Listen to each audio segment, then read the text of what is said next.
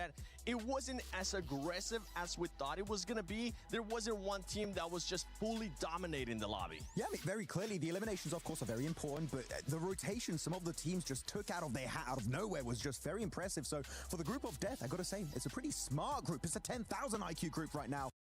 And with the rotations we've seen from especially Enigma Galaxy, we'll talk a little bit about that later on here, Nipchira, but I'm loving the macro aspect of this lobby. Yep. Hopefully they can maintain it in these 6 matches. I'm hoping it's going to be maintained, and I'm also hoping that there's going to be a team that will come out on top and start just sponging up a bunch of points. But if you ended up missing what happened in day 1 of PMWC at EWC 26, we got the STC Rewind for you.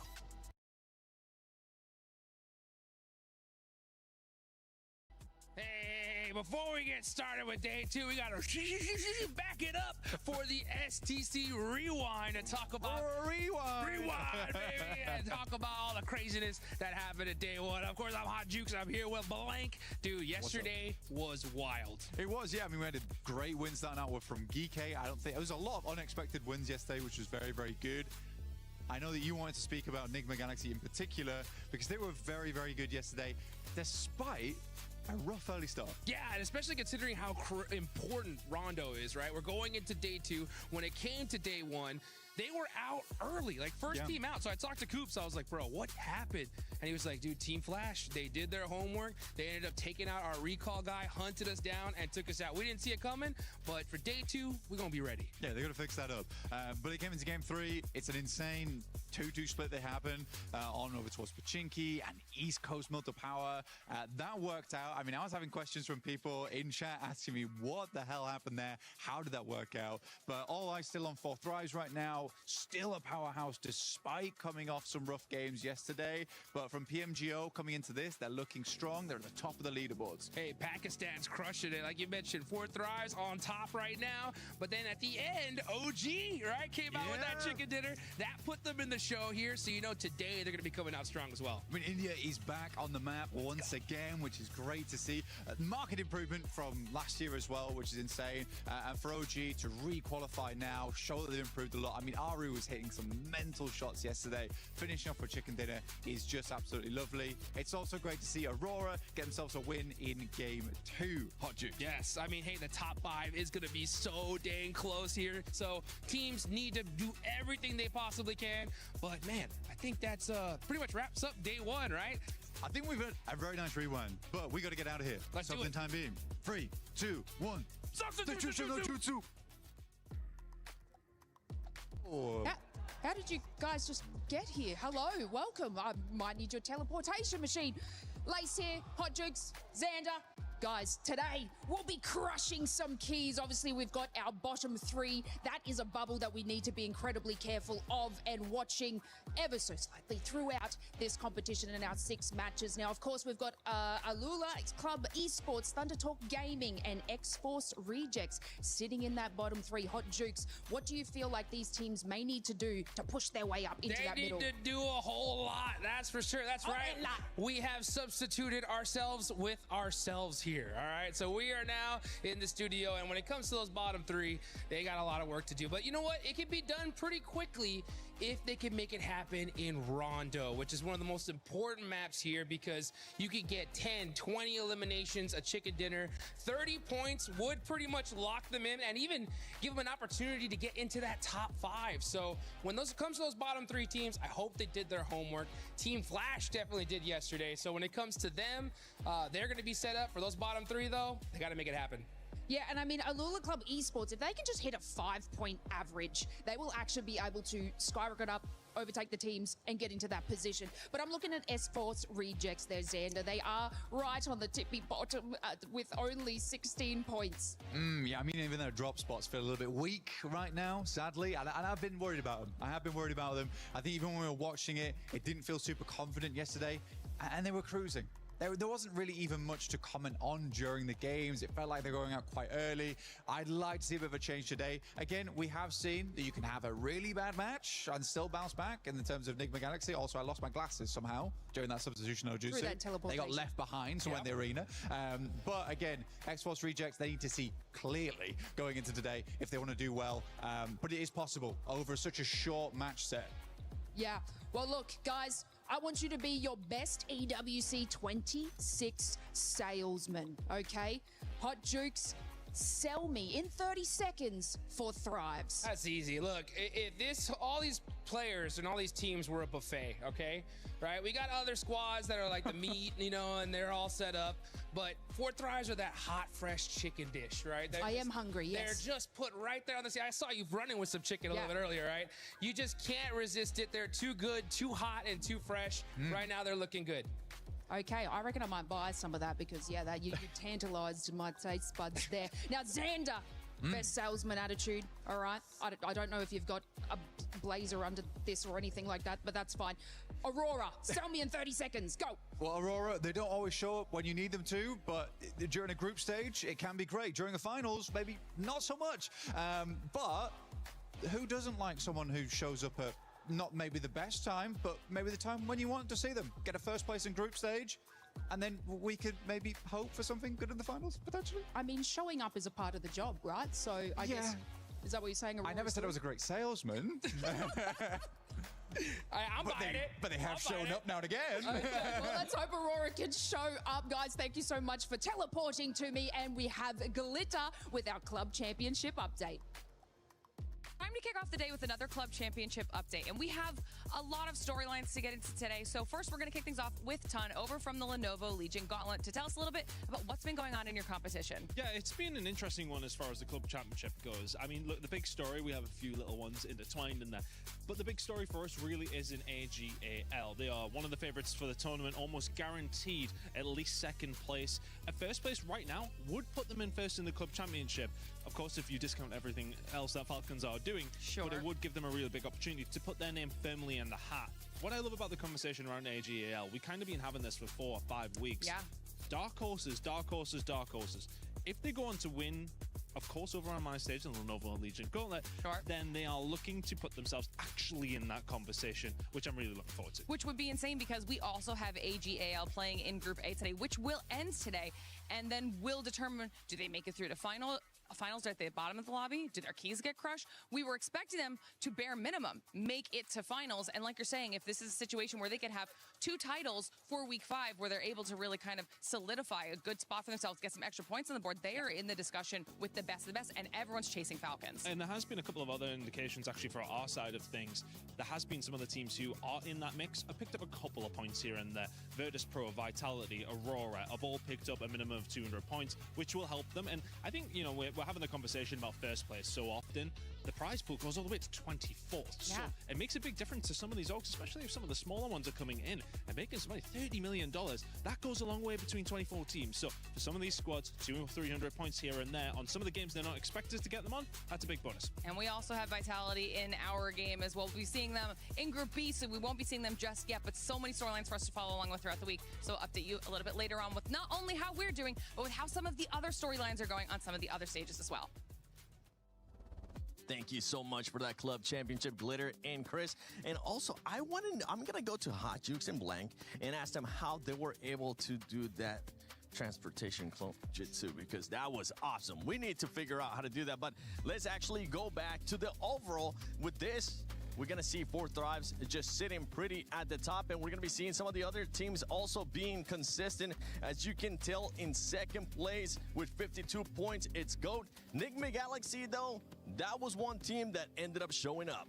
They really did. I mean, we had a lot of conversations about this, Max, right? Because Enigma Galaxy, this is a big name. We've seen them do big things before, but coming into this, we're like, are they going to be able to do it again after a kind of a rough run the last few months? Yeah, I mean, usually when I'm told, what do you think about Enigma Galaxy? I'm like, I'm not a fan of how they rotate around the map and such. Like, really, this event, day one, they shut me up, okay? I used to be one of the biggest, like, critiques of Ralph and his gelling style. But these 2-2 splits we've seen throughout the entire tournament have been, well, entire tournament, 6 games so far, but very impressive stuff, especially on a Wrangle. If they maintain this kind of composure and momentum, I think a spot in the top 5 is definitely possible for them to maintain until the end of today. And that's one thing that we're going to be keeping a close eye on. As I said earlier, top 5 will be moving on directly to the finals. And if we were to compare, as we're here on the second page now, if we were to compare 5 to 6, which OG is currently in 6, they're only separated by just 2 points, which can change in a matter of the first game. That is going to be so tight towards the end of the day, and also towards the bottom of the 3. We heard it too. X-Force needs to do something, and I got a chance to talk to the players, and they were saying that they're currently just having bad communications. Not the time to have that right now, X-Force. No, it's really not. I have such high hopes still for X-Force here, Seven. I do think that if they can bounce back today, we could see a massive, massive difference, and maybe even getting out of the out of the bottom three, rather. What's something that you would like to see X-Force do? More proactivity, not aggression, proactivity. I want to see them do more and think and plan ahead a little bit more than they are doing right now. Fair enough. I would like to see that too out of them. But now it's time we move on to the Sony story of the day, because it was those two teams that were trying to dominate, but who will dominate today? Is it going to be 4 Thrives? Is it going to be GOAT? Because 4 Thrives, yesterday, they finished in the first place, and this squad did it, Max, without, actually, no, this squad did it without getting a win. No win at all. And this is kind of classic for 4 Thrives, and something I really like seeing from a control team. This is the kind of thing that is indicative of a control team. But looking at the head-to-head here, 4 Thrives versus GOAT, it's such an interesting thing. Yes, you can see the stats on screen here, but I want to also mention here that these rotations are also really, really interesting when you think about these two teams side by side, right? Both of them do wraparound rotations. They will take a different entry point to where they are in the circle or outside of the circle to make sure they get that good entry point. They also avoid teams in that early to mid phase. However, the difference comes with their splits, right? 4 Thrives like a really structured 1-3, 2-2, very, very disciplined. GOAT, on the other hand here, Max, they like to spread out. They are a little bit looser with what they're doing. I really like what we've seen from GOAT team, but they're very do or die going into these games, right? Or you get yourself a massive chicken dinner, you get all those placement points, everything for yourself. Really good times for them. But otherwise, if you look at the games where they don't get chicken dinners, no placement points, very low eliminations, they're very topsy-turvy, very inconsistent, which can make up for your bad performances. But GOAT team is a team that I want to see how their bad games are going to go. Not their wins, because you clearly know, right, that they can get chicken dinners. They got 2 actually on day 1, but your bad games get 3, 4, 5 points. That will definitely keep you consistently at the top of these rankings. And it's something to keep an eye on, because all the placement points have come from those wins that they were able to get yesterday. Nothing outside of those wins. And with when you're talking about 4 Thrives, you got to talk about 2 players from 4 Thrives, as we're going to be taking a look at the top 5 players of day 1. And in first place is none other than Husaifa, who's currently leading the MVP race for Group A. This man was able to put up 14 eliminations and 3,300 damage. And guess who he's followed by, Max? None other than Falak. Oh, the man with the golden hand. He's back in second place. It's good to see some 4 Thrives Pakistani domination here at PMWC. And you know what? Noki, I do miss Noki at times. But then you see Husaifa put up numbers like that, you're like, Noki's really good as a content creator. I don't miss Noki. But no, really good setup here overall. And also, if you go a little bit lower on the rankings, it's good to see a Chinese player up there, right? You got Flower H, and ever since really we didn't see Weibo make it with Order, and so it was like, are we going to get any presence from China at the top? All gamers putting up big numbers, but not just Flower H, Niptura, also Maple. Yeah, Maple has been incredible. I love watching him play. Very excited to see what he has for us today, Seven. Yeah, I'm hoping that Maple's going to be able to put up those numbers. One player that we actually got a chance to see there, as well as we're seeing right now on the screen, was Coops. Coops ended up showing up here for them, Natura. Yes, he did. It was so nice to see that comeback from Coops that we've been waiting for forever, it feels like. And, he's just really great addition to the team. We've been talking about Enigma Galaxy a little bit, but it feels like the team is just finally melded with him back on the squad here. So very, very fun to see that and how that evolves today. Yeah, for them, it has to be that synergy that we were able to spot yesterday. Yeah. Remember, one fight that just stands out for me, and we even got a chance to talk about it with Coops, was when they were fighting with Lord. The synergy that they were having, one was throwing an A, one was pushing as well. That's what you want to see out of that squad that wants to be in the top 5. That is an S-tier push right there. Going on to the side of Ulf, you're on the cliff side. You're making sure with that 2-2 split, you're not getting pushed by GOAT teams. You're just making everything. You put all your eggs in separate baskets. I love that play from that squad. And I just hope we see a similar level of play today, because Enigma Galaxy, finally, they're back on the map, 7. It is so nice to see. I'm happy to see it, especially when they were getting that second place, third place in globals. Maybe in this one, with the way they're performing, they're going to be pushing for that first place and finally break out of that second or third. But one team that we've been keeping a close eye on is none other than OG. We've been wanting them to be aggressive, and they were able to showcase it here perfectly. I want you guys to check out this clip, because right now what we wanted to see from Orangutan is confidence, willingness to be aggressive. Here, they get the knock right onto a play of Enigma Galaxy, and really they're surrounded. There's Ulf, there's Aurora in the distance. They don't have any option when they have their heels up up against the wall, that is when they decide to get aggressive. And we love to see it because here they get together, they get all fully focused on the Galaxy, wrapping around the corner, and they just fully send it, fully committing to the engage, and they eliminate Nigma Galaxy like it was nothing.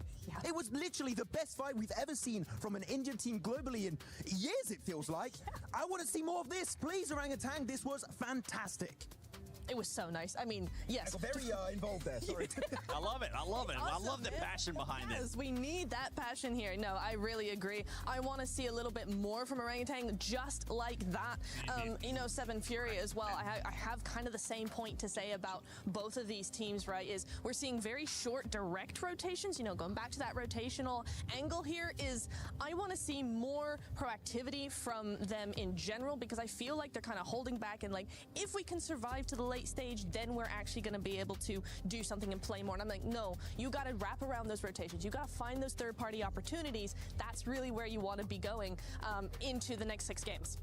And that's one thing with Furia that we want to see of. We want to see that aggressiveness that we usually tend to see out of the Brazilian squads. And more than likely, we're going to end up seeing it today. And the thing, too, to keep in mind is if you're outside of the top 5 and you're not even close to the bottom 3, you got absolutely nothing to lose to fully send it to just try to make it to the top 5. It's either going to happen or not. And I know Kalari's got a chance to talk to the Furia coach.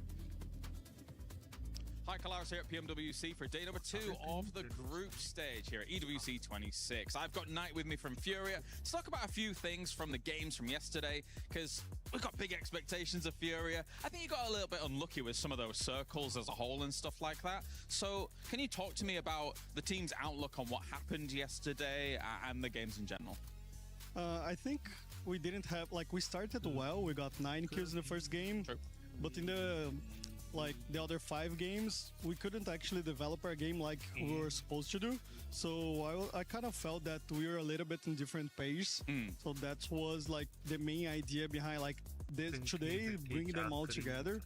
And also the fact that we were not used in the past like 5 months to be in a bad position in the table. So this was kind of an impact, a new thing for us. Yeah. Because you were always like qualified straight to the finals or in a top 3, 4, and find yourselves in like bottom 15 or something like this. We were kind of, dude, what is going on? Yeah. And this like make you feel a little bit outside of your comfort zone. But what's good that happened the first day, because now we can take a deep breath, know that we just can go forward, not back anymore. That's fair, that's fair. So let's be a bit more specific then, right? The Erangel game, I thought that you guys, in the field Erangel game, you guys had a 2-2 split, which technically could be quite good, but you held it for a long time, and then obviously kind of got punished off the back of that. But what do you think about that game? Did you think the 2-2 split was too long? What's your perspective? I think the idea was actually good because we would provide cover for each other. Yeah. The main problem was that Flash, they had so many space for them in the north side of the map. No one was putting pressure on them. So they ended up having the whole like north, east side of the map. Yeah. So since no one is applying pressure on them, we were a little bit exposed for them pushing us because they had one guy over the check in our like right side. So the other 2 guys couldn't help the other 2 guys, so we were kind of splitted. But if there was any team like Nigma was applying a little bit of pressure on them, it would be like a perfect split. This happens. It happens. I think you're right. I think Flash had so much room to work with, so that really benefited them. And finally, the Miramar, Los Leones, obviously a bit of a hard time with Los Leones. I mean, for a lot of teams, right? It's always going to be difficult in an urban ending like that. You guys had a split across the warehouses outside Los Leones and inside Los Leones, which I think is smart if it shifts away, but then you kind of had a bit of a dysfunction at the junction, as it were. So talk to me about that. So I think actually the idea wasn't to have this split, because the main problem was like we had an idea of getting like the building the exits of Los Leones, but like 40 got ahead of us, so we had to do a quick like change of position. Yeah. Want to know how much your property is worth? Learn about your property's value today with True Estimate by Bayut, the first AI-generated property valuation report. Just search for your property, confirm your property details, and get your True Estimate report. Bayut.com. Real homes live here. honest. So they have to cut through the open field, and we eventually lost Silence there. It was cut. And then Ayala, like, I think almost lost his car, so he were unable to get back with the other 3 players. So we ended up all splitting in the map, and like it wasn't supposed to happen. Yeah. But it happened, right? So we can just like we did the VODs to prepare for like if something goes like we weren't expecting to have like a backup plan. So let's regroup in another position. Let's find something a little bit there and be together as a team, right? Fantastic. Big fight back for today. I think like we are more than capable of bouncing back. We have a very skillful team. And only depends of like if we apply our game, the game that we're practicing, we definitely can be in the top 5 today. Knight, amazing as always. Thank you very much here, and good luck for today. Thank you, guys. Bye. Thank you, Kalaris and Knight always giving out that good intel, and is a man with so much experience too. He really is, and I just love that he's able to pinpoint the issues every single time, so you know that they're going to come out swinging on this day, put the ego aside, and hopefully jump up, maybe in top 5. Maybe in top 5, go directly to that grand finals, but definitely stay away from this bottom 3, because this is day 2 of PMWC at EWC 26, and it's time we get started.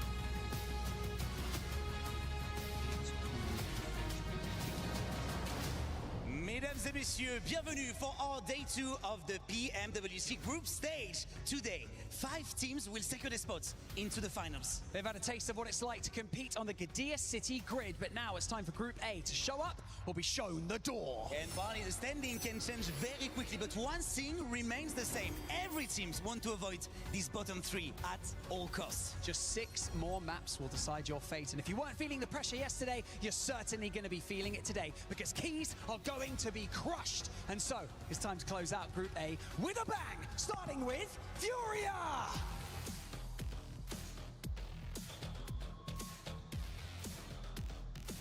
Geek Esports! Team Flash! Go Team! AGAL! Thundertalk Gaming! X-Force Rejects! Kiwum Derricks! Nigma Galaxy! 4 Tribes Esports! Orangutan!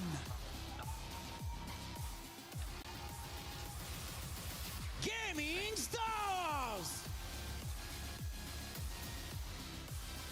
Aurora Gaming! Al Hula Club Esports! Team RRQ! And finally, Ulf Esports!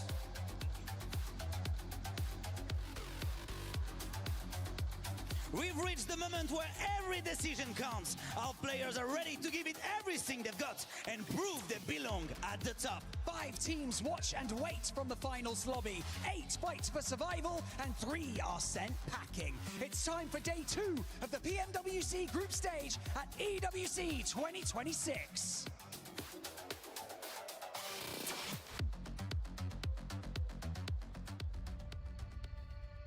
32 teams from all over the world prepare for battle on the Gadia City grid over the next 4 days. Players from all corners of the world looking to make their mark and laser focused on the title of PMWC champion.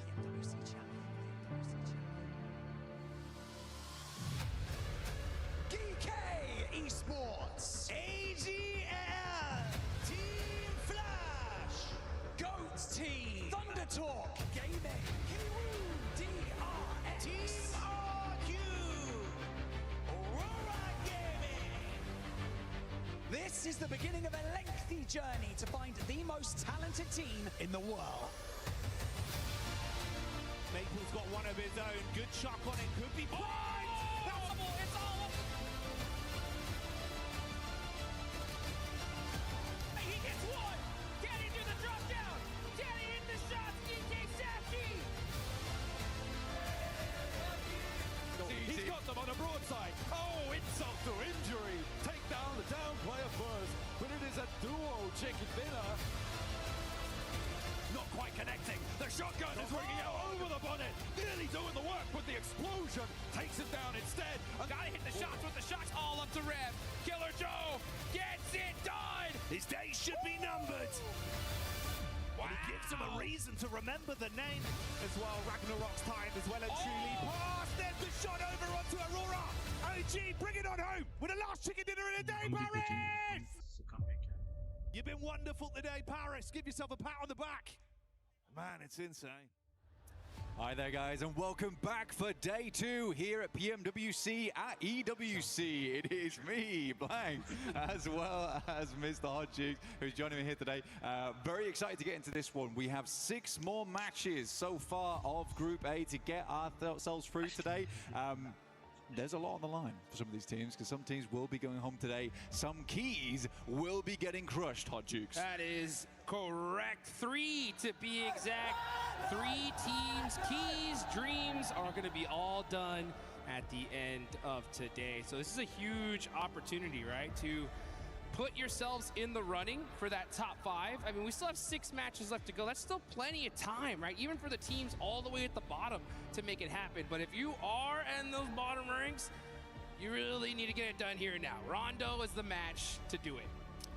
We do have a Thunder Talk down towards that bottom side of the tables right now. It's a tough position to be in, right? Again, I think that China has come in swinging this time around, but has it been enough so far? One team is at risk of elimination right now. Alula, they were able to eliminate Alpha 7, but can they save themselves here right now, this year, to make their way through? I think that it's an interesting one, especially for GK. Again, there wasn't a massive amount of hopes and dreams laid on this team, but they have surprisingly performed so far. It's been nice to see they came out swinging with a chicken dinner start of the day yesterday. Yeah. But again, we talked about it during the STC Rewind. But 4 Thrives, yeah, Rewind.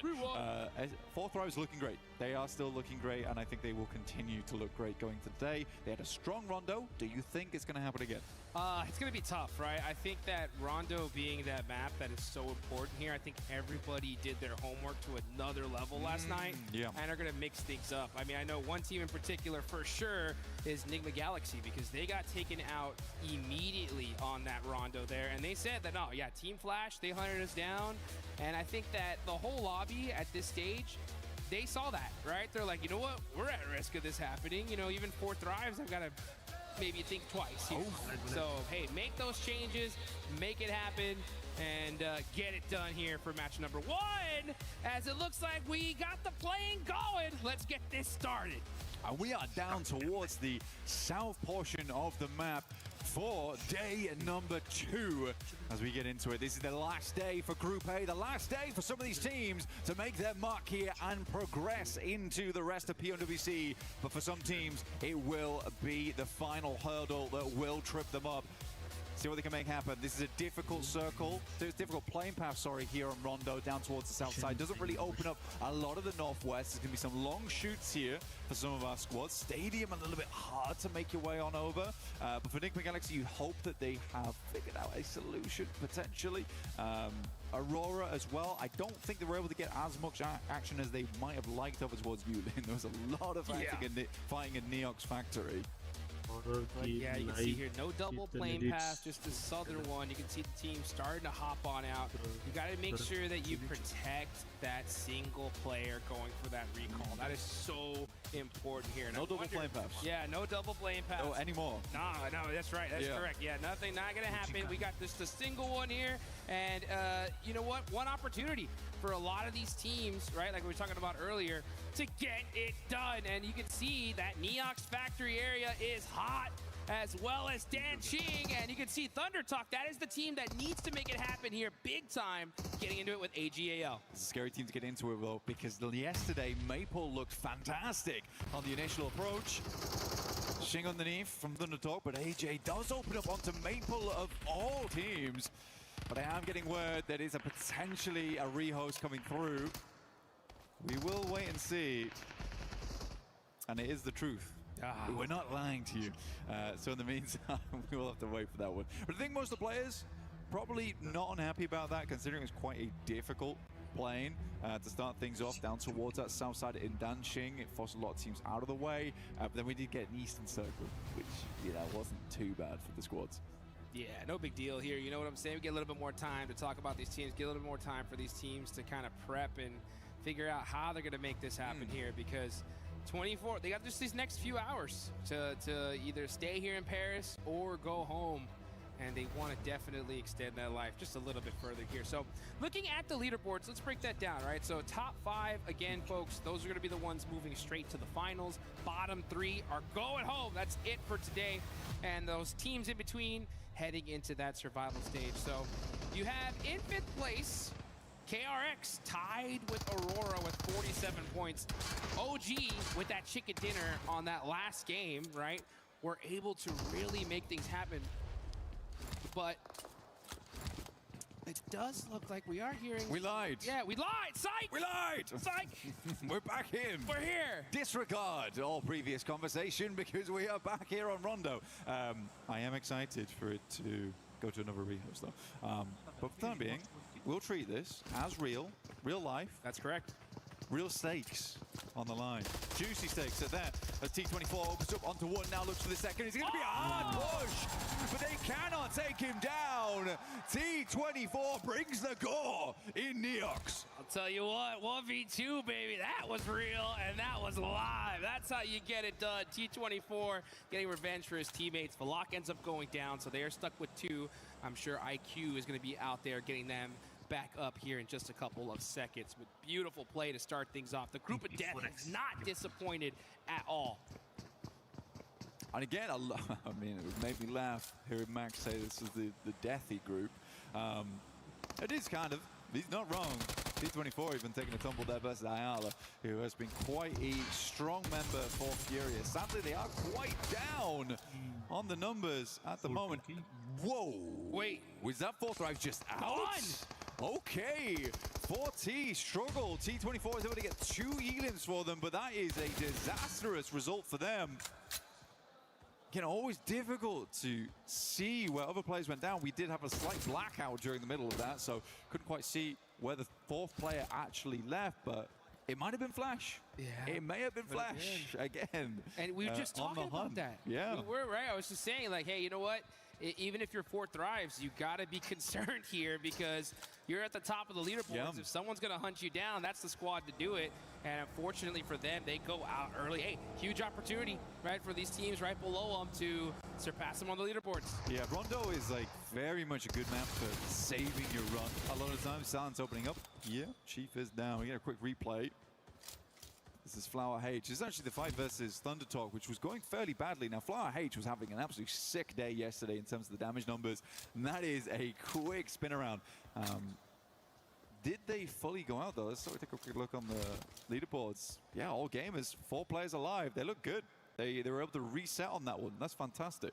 That's what you have to do. I mean, I don't know where exactly IQ was, because he wasn't in the fight with this team. But he was, I guess, tried to go to a recall tower, got caught out, unfortunately. And that's them done and dusted. Hey, rest of the lobby still here, though, 15 teams. A lot. Claws trying to hit some cheeky shots using that stairwell. Silence is down to 1 HP. He gets the knock, and Claws gets naded. Rest of the team, I think, is just a little bit too far to support him. Actually, never mind. Yeah, right behind him. Quick is there to challenge Furia. Chief gonna throw down some smokes to try to get his teammate up here. But with this fight slowing down, yeah, I think Quick is like, oof, this is a little bit too late to start this push. Yeah, he's in the struggle bus now. And again, this is one of the situations where it's actually very hard to deal with it. Because the amount of sightlines you can kind of angle off here with the smokes, Quick's almost certainly going to go down. Silence just has to play the right-hand side. Chief just needs to eke his way up on the left-hand side here. He has to hit a nasty grenade to even hopefully clutch this one out, but he's only got one chance, and that's it. Stun grenade goes out, and a nade over the top of it, and he's forced off the edge here. So now they control the entirety of the high ground. Yeah, and Aula, they need these points pretty bad now. Just with this performance alone, right? Just 3 eliminations, that puts them out of that bottom 3. But, you know, this is that opportunity to do such a good game that sets you up for the rest of this day. I mean, heck, a win here with double-digit eliminations, that puts them in the running for top 5, literally. So, not the worst start. They got 3 elims so far. They still have all their players up. Let's see what they can do. It's an interesting approach from Malula, though, because the entirety of Neox is very quiet, considering that an original playing path. But all 4 players from Malula are here, which means that if they do lose this engagement versus Furia, that's all the chances gone here on Rondo. Nice pre-fire there from Ayala, and they end up catching him. Oh, but great return fire there from Yasser. Silence on that back end. Quick gonna go ahead and hold behind this coverage. Yeah, Alula should be able to get everybody up. Chief running off this other angle, though, that's gonna make things interesting.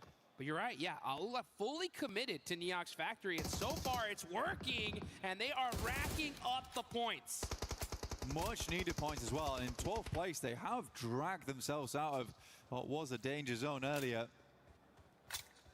Just Silence left remaining now. Sticky bomb, no helmet, which is kind of the most disastrous thing about this. So many sightlines to deal with on the other side. Pretty hard approach, but they already got the reset in. Pull themselves back into play. That's over towards Fong Tun, though. Man, they got a journey ahead of them. Yeah, they do. So that I was wondering, like, should Silence even think about, like, pushing this right now with the rest of his team so far away? Yeah, probably not. He needs to survive and hold on a little bit longer. You definitely want that recall life just for the time being. Next zone just pop on up, goes dead center here. The problem is you got that river just chopping right through the center of it. If that zone does hard shift on over to that left side, it's going to make things pretty difficult. But let's look at this here. Thundertalk, X-Force Rejects. The teams at the bottom battling it out here. It looks like X-Force Rejects are going to get 3. Oh, getting shot in the back, though. That's Ulf from downtown. Sneaking that knock. But it looks like they should be able to get this res. Oh, actually, no, forget the res. They go for this in the final elimination. They say, we need these points. And AJ does a great job of holding him off with that shotgun. That's the worst for way. Through the banister.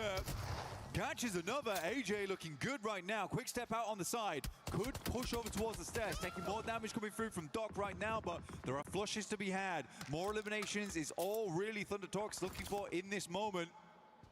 Don't see me. Don't see me. Reaper's like, I'm not here. I'm not here. Don't look. Don't turn around. Oh, did he miss him again? No, he spotted him there. So he gets the elimination. X-Force do get a little bit of time to now reset this and get this fight done. Shiva's running in all by himself, though. Got to be careful here as AJ is putting in the work, and he is taking on this squad all by himself, but finally Shiva shuts him down. Almost 1v4. Honestly, it was very, very close. It was the fact that he got that cheeky angle through the door frame. That might have just been a 1v4 coming through from AJ.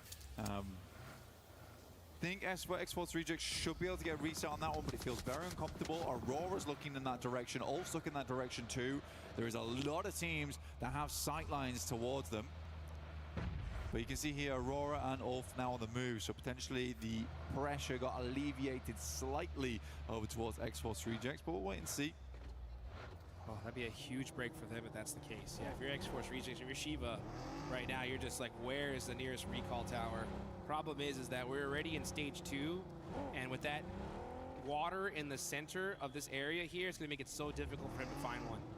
But we'll see if that does end up being the case. Looking on over to Aurora, top with 3 eliminations to start things off, looking very, very good here. Quick's getting a knock onto Silent, so it looks like Aula is going to be challenging that last player of Furia. They ended up getting that. And now, as a matter of fact, Igor is starting to get in the rest of the zone, but the other two are still deep in the blue. Yeah, I mean, for Fury, it's going to be a while till they actually get themselves in a position where they can play this one out. Right now, it's a lot of driving, a lot of gasoline required too. Enigma Galaxy's still doing the weird thing, though. They're doing these 2-2 splits where they send two players very far, and then they got stragglers behind. I can't tell if it's to try and secure location far side of the circle, and then hopefully cut in towards the other side sooner as the circle pops. But it's super risky. It's a really super risky strategy. It's working out right now, and they're playing it decently. But again, Ralph's the same dude who came up with the heel strap, right? Right, yeah, Which was real corny. But he's all for corny strategies, but they work. They do work. So sometimes you got to think outside the box, and you know. Yeah, well, maybe he's an innovator. Yeah. Maybe I'm wrong. Maybe corny is not the way to call it. Who knows, right? I mean, you know what? It's one of those 50-50s, right? If it doesn't work out, he's an idiot, and if it does work out, he's a genius, right? Yeah. So that's right now he's a genius. Yeah, so, now yeah. he nailed it, right? So with this hard shift on over to the left side, that's going to make things pretty tough as the water is in play. Let's see what Ralph can do if he could bring out some more of those 1,000 IQ plays. He's gonna be holding this dip right now. And we're gonna see Aurora right down the road from him. Reefus putting on a little bit of suppressive fire, holding this coverage for now, just making it annoying for Ralph to move. Reefus yesterday, an immortal man in the lobby. Difficult to remove him here on Rondo, last pair alive, but was such a problem for RRQ for such a long time. There's a bit more loot on side, but you're right. What we have now, and you alluded to it earlier, is just the river that cuts right through. Plenty of water involved. Hard gamble to make. I think most teams are trying to secure over towards the eastern side here. It does have more landmass involved, so they're hoping for the switchback on that way, but this could easily pull left. Oh man, so this is like, you literally have to kind of, it's a coin toss at this point, right? You just have to pick a spot, hope that circle comes your way. If not, it's gonna make these difficult. Lord said, I do not like that gas can. Get it out of here. And make sure that we get some terraforming going, because we're gonna need all the room that we can get. This circle was actually a huge one for Al-Ula, because they have pretty much that entire side of the river to themselves. Considering where they're at the start of the day, this is their chance, honestly. I think you had a rough day one, utilize this opportunity to its maximum potential and at least secure your tournament life a little bit longer. There's still a couple of entryways back over towards the western side, but you're right. I mean, right now, Alula, not only do they have a decent spot, they've got a compound, they've got a high ground to work with, but it does require them to win the coin flip. Yeah, that's right. That's the main problem they're running into at the moment. But there is the bridge down towards that south side. There's a bridge on the north too. There is going to be a big old queue in the process of trying to get back over towards the west. We've got to wait for this next circle first, which will be hitting us real shortly. Let's see. Where's it going? Will Alula win the coin flip? And boom! They have nailed it here. So it is a rock solid position for them. You can see Quick. He's starting to move around. He's excited. He's like, all right, boys, let's get this going. This is our game here. As you see all those teams on the south, OG, Ulf, KRX, all going to have to start pushing on up. Ooh, Quick moving outside of the zone here. They're going to take that edge, just looking for that, maybe possibly gatekeep some of these teams pushing in from the south side. Yeah, they have to hold it out, right? It's actually, there is a playable space down here towards the river where you can actually just play underneath Alula. Actually saw Fourth Rise play a very similar position earlier this year. Get a really big game off the back of it. Aru's going to send forward, though. He's swinging past on that western side. Yeah, OG, Alula, both really are benefiting off the back of this circle. I do like that Alula just decided, you know, let's just take the compound over towards the west here. Let's not try and spread out too much. Already know that practically 20% of the circle is unplayable. We're not going to be greedy on space taking, especially where we are on the leaderboard too. Let's not rock the boat too much. Not a bad idea. Yeah, I think there are some teams that get in positions that are so dominant and they just spread themselves too thin. So I like the fact that they are playing it together, but I don't want them to play super passive, right? You still utilize this opportunity to hunt down as many eliminations as you can. See how that ends up working out, though, as we're looking at RRQ Goat making some shots. This is going to be on the north side of the circle here. Forced through the tree line. No way. Yeah, get some nice shots, and Goat team are putting in some serious work on RRQ in a 1v2. Could happen. Moxie hopping in the vehicle, and we're going to see RRQ get out of here. I mean, very, very typical Lepar behavior there. Very aggressive. Nerf's going to send over the top. Has the N12K, finds another. Looks good. Still got to deal with one player off in the distance. Down to just a solo now. No real chance, honestly, at a recall beacon. Has to fight off, plays from the low ground. JS9 in play. And just leaves the spray going. 7 elims now for Goat. And honestly, this looks like a good game for Goat. It's an okay game. I think what I noticed from yesterday was that their highs were very high. Yep. Their lows were super low. I mean, we were 15, 16 places, 2 elims, 1 elim.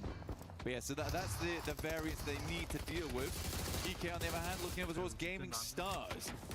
Sashi putting in that work. Nades ringing out all over the place here. And now this is where everyone's starting to head. They want those third parties going. And KRX are going to be pushing up on them little by little. You got Enigma Galaxy right next to him as well. Gaming Star Yusuf, last player up, trying to get in the 1v1. He gets some good shot off with that S12K. Gets that thirst. He needs that point. Oh, but that nade is going to shut him down. That's QXCZ getting it done. And now Hoxie's like, all right, let's finish this out here. Let's get these points and secure this position. Ragnarok said, you know what? You can have it. I'm out of here. For South Korean team, like KRX, it's really nice to see some of the aggression that comes through. I think it used to be before where a lot of South Korean squads would get an initial knock and then not really do anything with it, but KRX is very quick to maybe not fully commit, but see what's available, right? What are the opportunities? What are the options there? So I'll always send one player forward to have a little sniff, you know, peek in. So I like it. I do like it from KRX, but now they're up against Enigma Galaxy, who are playing on their northern edge. Next circle pops, and it's still dead central on this river. It's so uncomfortable. Such a tough circle. Team Flash are just going to be holding this high ground for now. Even though the zone is going to be closing, they're like, yeah, let's just try to put as much pressure as we can. And then we're going to push into the zone at the last second. I mean, yeah, Win and Squad are starting to steal some of these eliminations. This is very difficult for Enigma Galaxy. Yeah, they're just having to straight hit the deck. And look at those angles. These sight lines from Team Flash are disgusting. You know, Bo's got some good shots down there, but right now Enigma Galaxy is essentially just weathering the storm. They know that they can just keep dropping the smokes, but how many smokes they got left remaining? Eventually, the Flash are going to have to pull off this spot, but in tandem with KRX, Enigma Galaxy, and Flash all at the same time. Satan stays alive, bears amount of HP. The blue does slowly march towards him like a tsunami. And this blue zone's gonna hurt, that's for sure. So Satan and Squad need to start getting moving here. But Vinny right behind him. He's gonna have to make this push. He's running in through the smokes here. He's getting pieced up little by little. We're gonna switch on over to top. Vinny does get knocked, but Team Flash are able to get into this circle cleanly. And they're gonna be gatekeeping whoever is gonna be the winners of this fight. Right now, it looks like Enigma Galaxy might just be it, as it's just Hoxie up for KRS. Now that nade just a little bit too far away. But this is a terrible fight for both these guys. They need to finish this out as soon as possible. The blue zone is creeping in. Hoxie gets another knock. And now it's just Lord, but oh, Hoxie getting shot all the way from Aurora is gonna shut him down. It's a horrendous cross, right? You've got the higher ground that drops down towards the low. Everyone's trying to get in together. I don't think anyone makes that run. Again, this is such an RNG circle. A lot of teams are going to suffer because of it. I mean, Alula as well as OG both took a gamble on the western side. Massively paid off. I like how OG's moved up on towards this northern edge, though. They have a lot of teams they need to deal with in the future. But right now it's about living. Just survive. If you can get that survival into the late game, fair enough to you. Oh, Reefus, perfect nade there from Ulf. Let's see how this one looks. Good bounce too, man. Ulf off point, throwing some heat-seeking missiles from across the map there. Doc's trying to get a little bit of revenge for Reefus, but they are doing great. Aurora, 10 eliminations. This is what we like to see from this squad. Yeah, they show up during groups, man. That's for sure. Now, I think the team that I didn't expect to be showing up right now is Furia. They're on the northern side over towards the western edge of these bits of landmass, which is quite cool to see Furia being the team that makes it in. Man, they had been walking, they had been driving. Yeah. It has been cross-country for this team, but they brought the right trainers, they brought the right tires, and they are here to play right now. And Aulas were really aggressive at the start of this, and then once they got the zone, they kind of just slowed things down. They still have a few eliminations here, but now they're down to 2 players and forced to give up all of this real estate. Furia, though, with 6, they are looking really good to start things off here. Unfortunately, yesterday, just kind of a very mid-day overall, in the middle of the leaderboards, but this could be their chance to push them up to the top. Yeah, it was super meh. I think that's fair enough to say, especially from Furia. We expect a lot more from this team, and again, this is the resilience that I expected to see from Furia, is you cannot count this team out until the final bell rings. But then they're looking over towards Alula right now. They're even trying to wrap over towards that western side slightly, which is cool to see. But we're up against Aurora. We're on board with Eren. It could get explosive. Let's see Eren up close and personal. He caught top with a lay down. Beautiful placement there from Eren. Oh, nice little shots from Ziol. He's going to go ahead and go for the quick first aid. No. But it ain't going to be fast enough. OG. Good shot from a tanky, though. Yeah, that's how you do it there. You can steal as many eliminations as you can, take it. Ziol with the angles, catches Scarface. And again, right, third party after third party, Flash are right there to disrupt this fight. I mean, no one survives on this eastern side, and it's been so undetermined where this circle's going to end for so long that I can't really fault any of the teams on the eastern side for how this goes down. OG's doing the right thing, though, trying to make as many points as possible and grab as much value off this position as possible, too, knowing that any team on the eastern side very unlikely to make it through. Ulf did send a rogue agent over towards the western side in catch, though. An underwater agent right there. He is swimming for his life right now, just trying to sneak some extra placement points possibly. And yeah, he's going to be the last player up for. Oh, you got Eren there in the water as well. Catch maybe thinking about going for that res in the water. We'll see. But you got Team Flash looking to go fishing here. Let's see if he's able to get that res though. Looks like he just might. Yeah, he swims across to him. Possible to do. Real question whether Flash actually sees it or not, but they do have a knocked player who's bleeding out. So they're a bit preoccupied at the moment and will likely need to figure out what's going on in the next circle too. Silence finds Quick. Catch goes down to win. But they're not out yet just because Eren actually got rezzed in that short moment. Got him. Silence gets knocked. That's from AKOP from OG. Goodness me, these guys are really racking up the points here and there, consistently having a good idea of what's going on around them inside the circle. It's nice to see. It really is. Yeah, and it's perfect for them, right? Considering that all the top 5 are now completely out. So OG really need to dominate right here. They got 2 eliminations so far. We got Flash right underneath you with 8. So if you're OG, you still have all 4 players up. Clean up this entire side of the map first, and then figure it out later. This is their chance, though. These guys are looking great, and a great opportunity for Furia. We were talking about it yesterday. They were chasing zones all dang day. Now they have the position. What can they do with it? That's the question. Push down over towards that high ground that looks over towards the Flash. They try and cross the road. Circle moves down towards the south side. OG's throwing a bone here. But there was some complaints yesterday about some of the passivity coming through from OG, which I think that they were able to correct a lot as we went throughout the day. And even during this game, you can see there's been a lot of effort been put into that. So for OG right now, we need more of that proactivity right now, though. I truly believe this is a game that they can win. They have the circle to work with it. Fury's coming in from that north side, though, and they are looking hot this game. Yeah, OG, you have it all right now, right? Turn that aggression up to 11. Soak up those eliminations. Get that win. Get that back-to-back, basically. Right. Yeah, back-to-back chicken dinners, right? They won the last one yesterday. This one will just solidify them here and definitely put them in that running in just 2 matches for that top 5.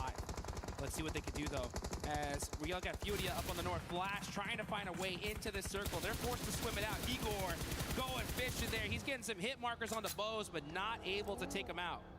You really do become curious about the ammo counts on some of these teams because it's been a ton of movement around the map.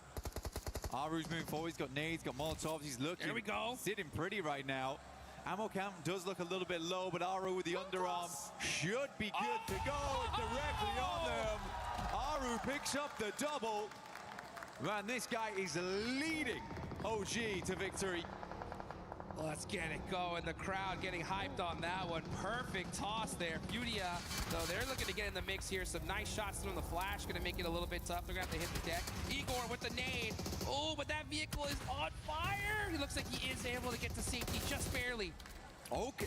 Dude, Aru is going absolutely nutty in these games. A nade comes across, and Furia is silenced in the final moments of these games.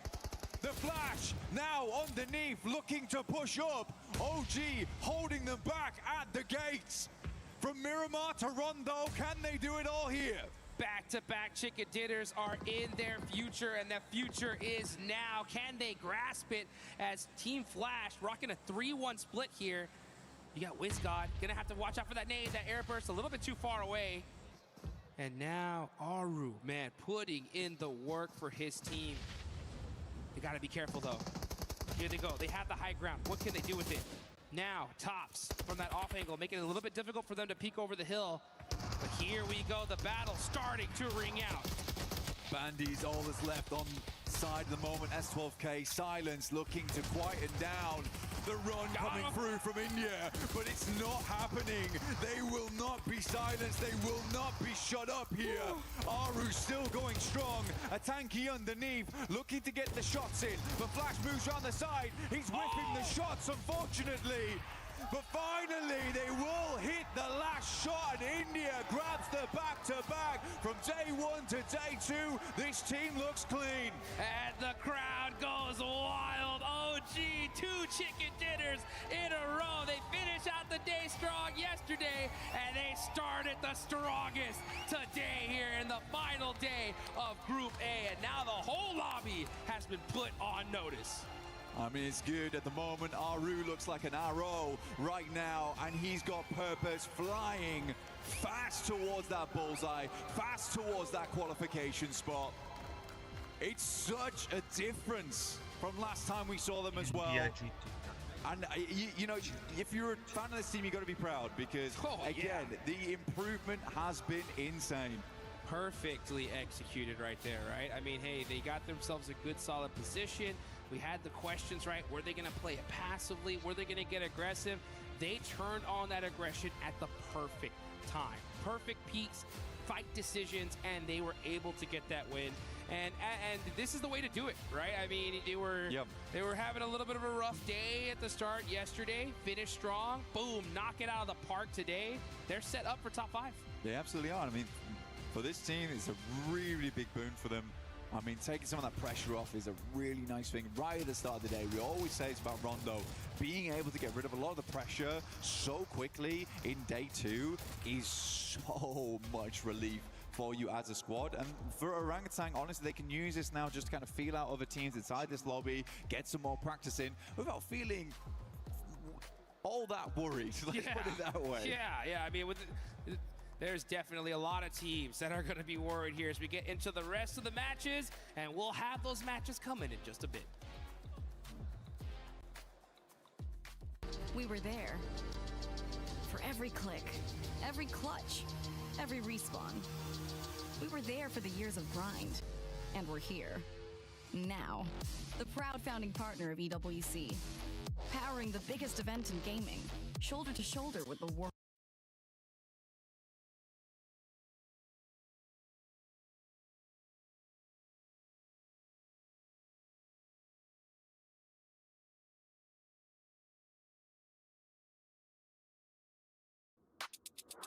Find your inner anthem, write another stanza.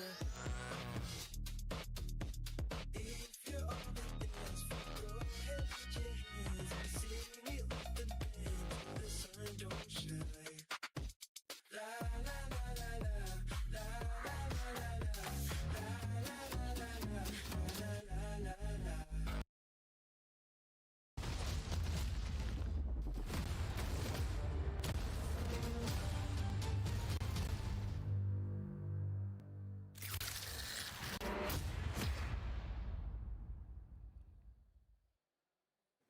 Hi, Kalaris here at PMWC for EWC 26, and I'm with Aru from Orangutan to talk about some of the games from day one of their group stage and see how they're feeling coming into day number 2. So, obviously, you guys got yourself a win on Miramar. You were one of the latest teams coming to Miramar, actually. So, is that part of the strategy for you guys when it comes to urban endings, as well as what were your concerns towards the late game of that game? Not really a strategy, because we intend to play dynamic as per the situations, and particularly talking about that game, it took us quite a while to collect our vehicles, so it got us a little late. So that was the first factor, and the second factor was that the team landing in Power Grid, I guess it's GSTR, so they were trying to maybe set up a trap around San Martin, so then we had to take a detour from our original planned path. So, but yeah, we have prepared ourselves to play early and late as well, so it just worked out for us. Perfect answer. Wow, okay, that's some great insight. Thank you. Let's go back to game 1, because it's a bit of a different shift. Obviously, it's the first game on the stage, etc. It's the Rondo game. You guys have got a good compound. You're playing a bit passively here and there. What were your concerns? I saw that Geeky was keeping close eyes on you in that Rondo game, and you eventually got second place. Well, the first factor that led us to, playing a little passive or saying holding back was that we got an early casualty of my teammate Atanki. And the second one was our vehicles didn't have a lot of fuel, so it was hard to drive around and take info of our surrounding teams to actually see what's going on, if there are any third-party opportunities. And also, yeah, we had a good position, but the thing was that it was on the back we had high ground, and on the front we had a complete low ground. So if we have gone either of the ways, the other side teams would have definitely shot at us, so it would have been difficult to come back to our initial position. So I was also not so satisfied with that game, because having Rondo and only 2 elimination points is not how we play, and not everyone plays, because Rondo gives you a lot of opportunities to take fights, maybe take free eliminations of the teams, and especially when you are at a good position. So yeah, it was also a little dissatisfied for me, but yeah, it was a good start, so we didn't have to get into the second game with high pressure on us. Fair. And overall, yesterday, how does the team look at it? Do they see it as a success here so far? And are there any adaptations coming in today too? Not really success, but the last match really helped us to start our day 2 with a good base. So it's not like we are very far behind from top 5. So coming to day 2, we are just going to plan going game by game. We are just not really focused on the position we are at on the points table. We are just going to focus on our games and the things that we can do better, and trying to not repeat the mistakes that we have done in the past. Aru, thank you very much. Amazing interview, and good luck for day number 2. Not only is Aru great at giving interviews, but he's great in the game, being the IGL, as he was able to secure 5 eliminations. And when we talk about IGLs that have what it takes to not only go to the finals and maybe end up challenging to do it, he was able to showcase that perfectly here in this Rondo. I mean, this is why it's important to have international experience. He played PMGC last year, didn't go too good, but he knew what to expect heading into PMWC, and especially the final fight they took onto Team Flash. There was even Ulf behind them, and even the side of Furia pushing their way. There's so many aspects of the game that were just played beautifully. A few shots missed, okay, if you want to critique, is a few of the shots maybe should have connected, but you love to see them not just get a win, it's a back-to-back from India. Let's go. Yeah, the passiveness is gone, and obviously you heard it from him as well. They know they made those mistakes in those earlier games, but to be able to come back from that and understand that the passiveness is what was putting them behind. So it's good now that they have changed around to this aggression and making it their game. Yes, we're going to end up comparing them with the team that we also needed to see them being able to perform well here, and it's none other than Furia. Furia able to show up as well, Neptura, with those 9 eliminations. Yeah, really, really good stuff. I think we were both kind of talking about this, Max, right? Where they were really hedging their bets throughout the end of this game, right? On either side of the river here. They were going on one side of the coast, then on the other, just making sure nobody was coming up behind them. And they sweep around. I think it was Ulf on that, or no, it was Ulala. Ulala. Oh la la. Oh la la. It was them on that eastern side, able to just sweep around. Some really, really good stuff coming in there, Liz. Yeah, I mean, even if we move back to the earlier game, Furia versus Al Ula, they basically had the contention on the top of the roof, and either one of these teams could have actually taken them down, which was super funny that they then go into their rotation and they're next to each other again to have this battle out. But of course, Furia came out on top, and then this is exactly what we expect to see from Furia at the start of the matches. But if we go off of yesterday, it can be a slight downfall for them. So I hope that they can prioritize these eliminations early on like they have and move themselves into the position. And not only that, we got to talk about the bottom teams as well, Lace, because the bottom teams ended up showing up here. Even though they might have not ended up showing towards the end of that game, they did use that rondo to go after those eliminations. Esports, Thunder Talk Gaming, we finally saw them. Yeah, I mean, if we have a look at Thunder Talk Gaming, I've sort of placed them. They just need a 5-point average that includes eliminations and placement points to push themselves out of that bottom into that bubble. And I mean, they had 3 eliminations early on in contention, and it was basically, I'm pretty sure it was AJ. He almost got a 1v4 on a team. And I mean, that would have set them obviously into a great motion because they actually had a free path rotating into the central zone. As we see Orangutan take over that first place with 66 points. And the wonderful thing of this is that it puts OG in the perfect situation because OG now has absolutely nothing to lose. And they're currently challenging, and they're currently in a place to go directly to the finals. This is fantastic. I mean, obviously it's best case scenario for any team, but for Orangutan especially, we are looking at a team here that yesterday was, ramping up the confidence, ramping up the momentum very, very slowly. With this game coming in with a back-to-back, they've gone from 0 wins to 2 and top of the leaderboard in just 2 matches, Max. So I really, really like what we're seeing here. It was proactive. They were thinking about not only the next moves, but the next 3 moves as well. The timing was really good. They took advantage of third parties. That's what we wanted to see from them yesterday. Yeah. And they really, really did it. And this is exactly what we wanted to see, exactly the kind of result that they deserve now. Talking about things you want to see, I'm going to say one thing we didn't want to see was 4Thrives taking a massive L here on Rondo. I mean, really, clearly a very big mistake that's very easy to avoid is don't drop in Ulf's territory, right? You send your recall player and you're surrounded by 4 Ulf players. I can tell you that is not a good place to be. So hopefully, if they do have a bad playing path, they can try and find a better option. Even just go get a car and send it forward, loot, and get your teammates recalled maybe a minute or 2 later on down the line. 4Thrives on Rondo need to fix that slight recall system. As we're looking at those bottom 3 teams, Gaming Stars, Thunder Talk Gaming, and Esports Rejects, good thing that they were able to get those points laced, as they were able to keep that gap even closer to be outside of the top, out of the bottom 3. But for some of the other squads, the thing is that now you have Alula as well performing. You have Furia being able to perform. They need to continue on with this consistency to try to make it out and hope that those teams that are above them end up getting eliminated early. Yeah, I mean, if we have a look, Alula got themselves out of that bottom 3 position. Obviously, Thunder Talk took the 3 eliminations, but weren't able to carry on the placements that they had from yesterday. But, in the contention with Fury on the building, you saw Claw sort of taking up and entering that fragging position. And basically, we had, I think it was... Who was I looking at? Oh my God. And then we had the moment move around the back, and there was R8 be able to hold across the building. I mean, they have the ability to be able to get these eliminations, but they focused on that early rotation. They took the fight away from Fury. They're like, okay, we're going to cut our losses. We're going to get back into that position. And this is exactly how they clawed their way. I see what I did there? Claw their way out of the bottom 3 there. And if they can just carry on this, hitting a 5-point average per game, they're safe.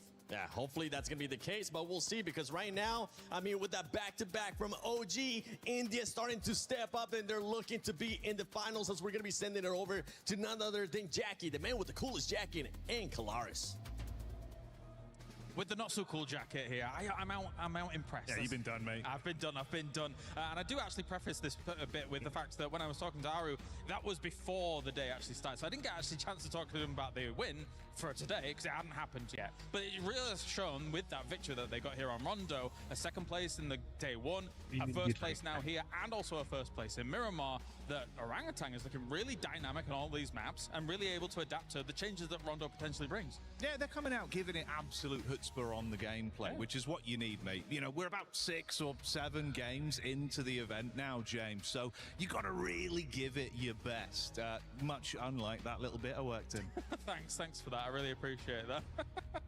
Oh, I'll be honest, I really wasn't expecting that. No. But on the opposite side of things as well, right, when we look at how all these teams are kind of using utility at the moment, it's going from strength to strength to strength. We've seen some real pinpoint precision, multi-nade plays. KRX was fantastic yesterday over on Erangel, just timing those kinds of plays out perfectly. Yeah, I think that's actually something we were both agreeing on, right? Day one, we were talking about historically how sometimes there's been a lot to be desired with professional level PUBG Mobile on hitting those keynotes with utility usage to really make the most out of it, because it's pivotal late game and it can be the difference of a chicken dinner or not. This event, in terms of engagements and closing fights with at least offensive utility, I think that's been drastically better. We're still seeing some gaps maybe in tactical play. We're talking flashes, right? Some of the smoke plays left a little bit of room to expand, James.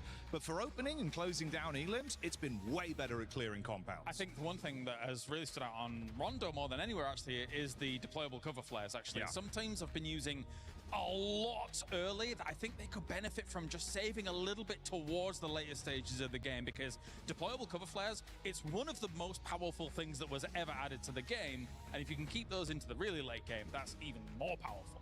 Oh, yeah. I mean, effectively at this level as well, right? It's not even as much necessarily you being as cutthroat to get those elims. It's just not leaving yourself exposed to be taken down. True. So if you can actually play around that, build yourself into a better position to cover late game, saves your bacon. We were pulling some of our hairs out. It's why we looked like this when we were sat there with the early drops, mate. Oh, I'm getting old. I'm not sure. You're never really sure. Just to work it in as well, whilst we're talking about the adaptation of play styles, yes. Goat obviously on Rondo. They look far more... It's all right to talk about Goat. Can I do it again, James? I was like, yeah, I was waiting for it. I was waiting for it when it was... Go on. Okay, you're allowed to talk about I'm Goat allowed to talk about Goat. Well, I guess I'll gloat on that one, James. Call that a baby goat. That's calf wordplay. But anyway, Goat team do come out far faster on Rondo. They play with aggression and they look sick with it. That's exciting because in their regular flow of battlegrounds, they're late rotators. They don't want to take those early fights if they can avoid it, because they ramp up late game and look way better when they're fully suited and booted, James. Here, they do prove they can play both play styles. Do you think they can hold on to a top 5? I'd hope so. I think they're a dark horse for the event, but said this day The whole one. event? Yeah, dark horse, mate. Oh, hey, that's an exciting potential here, because they're not really one of the teams that a lot of people are kind of including in that top 5. No. You got other teams like Flash that managed to get themselves to the end of this late game again. And actually, I was curious about Flash because I looked back at their games yesterday. I think if Flash was to do what they did yesterday compared to all the other days coming up, I think they wouldn't even make finals with what they showed yesterday. But at least now they've already kind of righted that ship a little bit in this Rondo game to get to that second place, right? Yeah, I think, look, there still is well enough time. Well, I say that, 5 games left to go for some of these teams. So there's a little bit of time. Nearly did it yourself there, James. I've rotted his brain immediately. Yeah. But yeah, I think you can correct the ship. But obviously coming in early into game 1, having that bit of an awakening. I think for a lot of these sides, you imagine getting back to the hotel last night, you're unpacking the bag, not looking at really things you can celebrate, more issues you can fix, and just unpack that bag, mate, get it sorted. Yeah, I mean, the win that they got yesterday, Flash, on the Erangel game where where you had Furia with a 2-2 split. I spoke to Enigma Galaxy as well. They were misreading the situation a little bit, but Flash had so much room on that east side to then be able to move into that field and hold that down. That's what was the key to victory for them, to get those points on the board. I had my concerns. I'm glad that they dispelled them here today, because again, they're a big name to try and kind of go further in this tournament. But anyway, thank you very much, Jackie. It is now time to head on over to the commentators once again here for another game here at PMWC. That's Jackie, the jacket. I'm here with Hot Jukes. We're good to go, and boring blank. But yeah, we're getting into our 7th game, 8th game. He's really ruined me that 6-7. Yeah, that's annoyed me. Yeah. We're into our 8th game now. There isn't a lot of games left, as Jackie was saying. It is coming to a close quite quickly now. And I think that for some of our squads, they do need to get a move on. I mean, Thunder Talk, I had a lot more hope for this squad, but it does seem that potentially Crushed is where it's at. Yeah, you don't want to get those keys crushed. You want to survive, and the way to get it done is on good old-fashioned Airgale. Here we go. Southern playing path here. Super Southern. Yeah. Good circle for a team like Aurora. You know exactly where they're headed. But for the rest of these squads, they're going to have to get it done. Ain't that right? Blank the tank. Blank the tank. I'll take that. I'll take that. Robust. Yeah. Explode on the scene. But yeah, I do have a very southern playing path here. It's incredibly rough to play around with. Aurora happy with this one. They can get down towards that south side fairly easy. Fourth Rise also a fairly decent start for them over towards Ferry Pier as well as the yellow. So you wonder if they're going to run into any trouble in this area. I think Sosnovica is going to be a little bit more fixated on. But you're right to point out what you were pointing out there, which was the elimination count coming through from Aru. Yeah, he sneaks into that top 3. He's right there. He could easily push himself to first if he goes and gets some good eliminations in this game. Looking at the match rankings right now, they are pretty stacked. Because I'll tell you what, OG is on top when it comes to the overall. 66 total points. 4 Thrives right below. Man, Pakistan on top. Well, I don't know about that. I mean, 4 Thrives are in second right now. It's a tough place to be in. Yeah, 4 Thrives, 61 points. OG just blowing them out of the water right now. But you could definitely tell the difference between 4 Thrives as well as OG in terms of the elimination points. 37 eliminations to 46. And if we rock that back to Aru, 15 of those 37 elims are coming through from him. He is absolutely a monster right now. And I really do mean it. It's Aru, the arrow, flying straight towards those targets and playing his team straight too, because that is a difficult thing to do as an IGL, to be both at the front. Oh, no! Run, Aru, run! Run, Aru, run, run! Oh my gosh! The bows with the knife. Oh, brother. No way! Yo. OG might be cooked this game. Oh, they're pissed. Oh, never mind. They're not happy. Upset. They're upset. Flash trying to take him down the last match. In the final 1v1 on the squad, Tatanki rocks up to the tree line. Both behind. You're right, the knife is out. The serrated blade is not enough. But the rest of the squad is here to play. That is what I call revenge, folks. Are you kidding me? Aru getting thirsted, but it looks like Orangutan get the last laugh here. Shows they don't need Aru, but it would be nice to have him, but they won't have him this game. Down to 3, AKOP able to get some stuff done there. Secures his 3rd elimination of the match as well, and Flash rock away with Win, but in this case, they seriously took the L. Are they hunting him down? Is Win actually going for it here? No way. That would be insane. He's got him in his sightlines. We got a runner here, folks. And it's OG Win making the moves, full sending it, but at a certain point, surely these guys got to get away. They absolutely do, and I mean, for OG, they're happy to go wherever they like, but for the Flash, they're going to have to head over to the hidden village with Naruto, with our new Ninetales Fury orc skin, which looks awesome, by the way. Sick. 2 separate versions of the same thing, which is crazy. He's hunting him down, dude. He's looking. I know. This is some serious frustration coming through from the Flash. They don't want to lose out like this. He's got to keep the reputation high, apparently. Wow. Win gonna go get some loot here, and the rest of OG get to safety. So what a crazy way to start things off. Aru running for his life, dude, straight legged it. My brother was in trouble. Oh man, I ain't gonna lie though, he was feeling the tickle of the blade on his back. He was just ahead of them.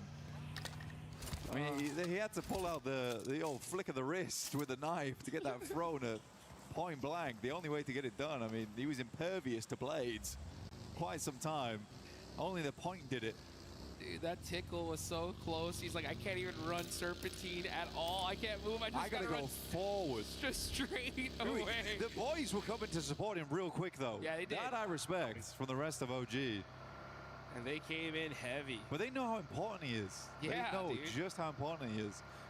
So to keep him up is a really big thing. Yeah, you were just talking about it, right? Like, Yeah. I mean, it's so ridiculous to see your top fragger also be your IGL. Yeah. And you said it yourself, and It I don't agree. happen. It's so difficult, right? You have so much to manage, so much to focus on. Yeah. But when you do have those rare, just superstars that can. Yeah, Beowulf back in the day, that guy was unreal, but they just don't come around all that often. You don't see it. When you do, though, I mean, talk about the trust you gain from your squad. Right? Yeah. He said go here. He's also carrying us. Yeah, he's so, also carrying. I think we gotta listen. You know what I'm saying?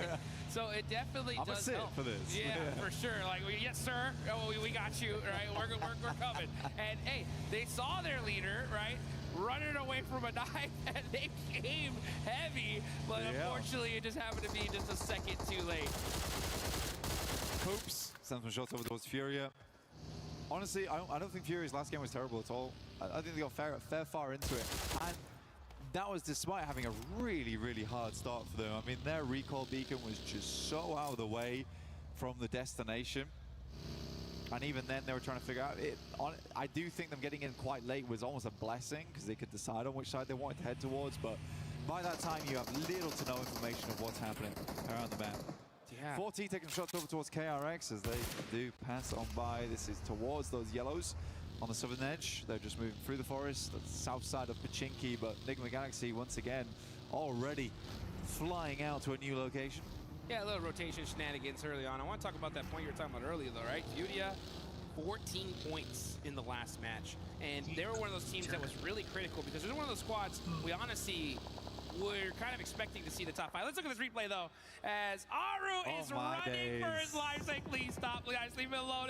And those shots strayed the rest of the team off. But, oh, my gosh, Bose with the knife throw just said, nah, we're shutting him down.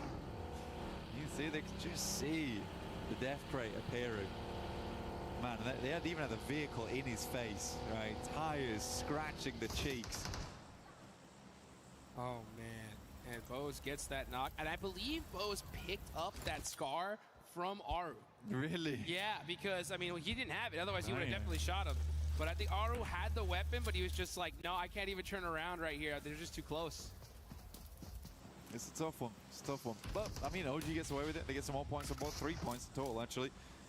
Drops to 69, which is nice. But only 3 players. Yeah. I think it's still doable.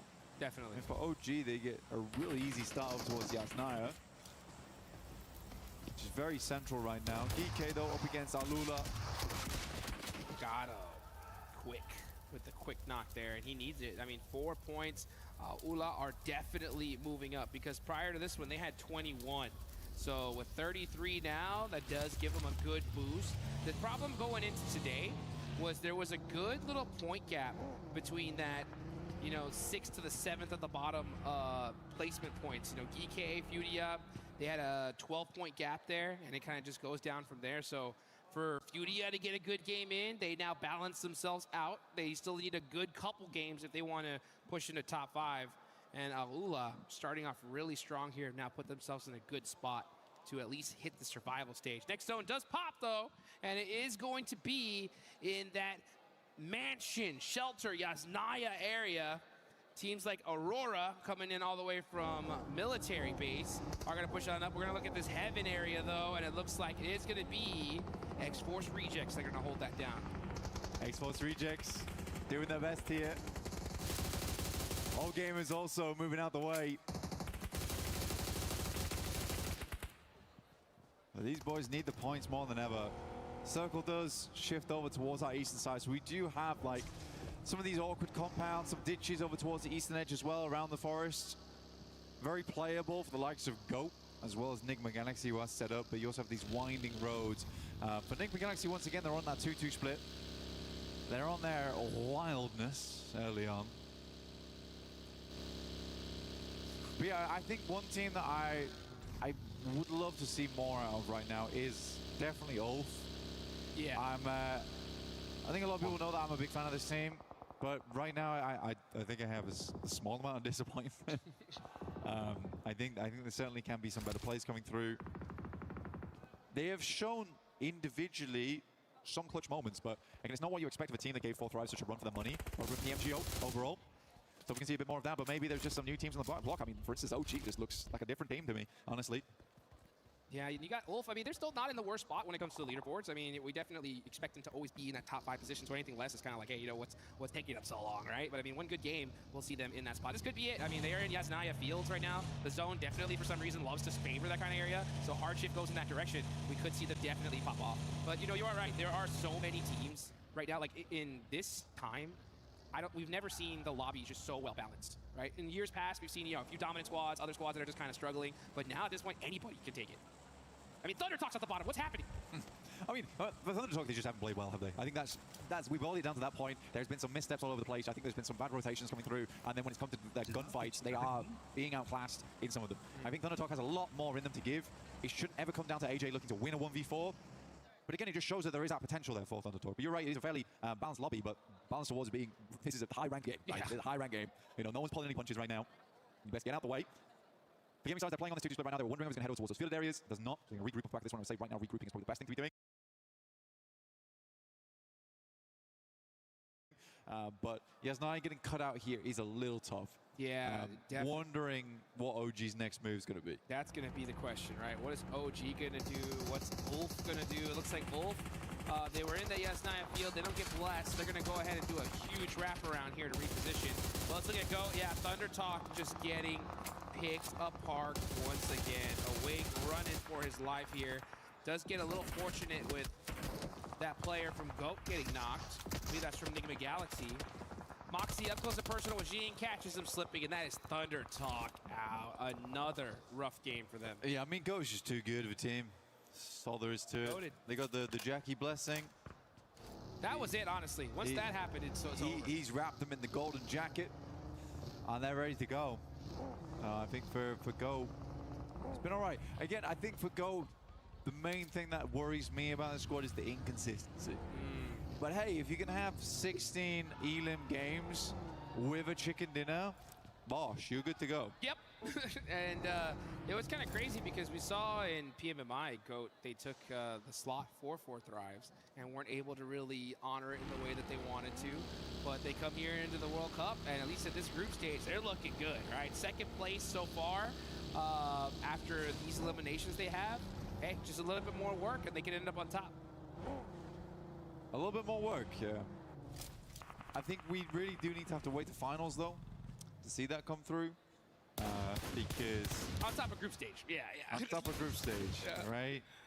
They got a long way to go. A long way to go. They want that watch, that belt. Hey, I mean, at this rate, though, they would go straight to finals in the current position they're in. They wouldn't play the group stage out. Get that direct qualification, which would be nice. If they can keep things up, that is. We do have a few more games left today. A few more Arangles. That's right. Into our Miramars to close things out with the wonderful John and Jackie. Yeah, dude, crazy prize pool, by the way, man. It's so wild. You have, you know, $1.1 million in the group stage alone, 152 grand onto the survival stage, and then we get to the finals, $1.7 million. This is what I'm talking about here, folks. We're definitely going to be handing out some big prizes at some point. We're going to be going away with some cars. Yeah. Say it that way. Yeah. Let's get it going. Which would be cool. Again, I think that money should be reinvested in the team. Yep. Well, but also, to say you were the team, right? What's the first thing you're reinvesting into? As a team? Yeah. God, get those boys a better scrimming area.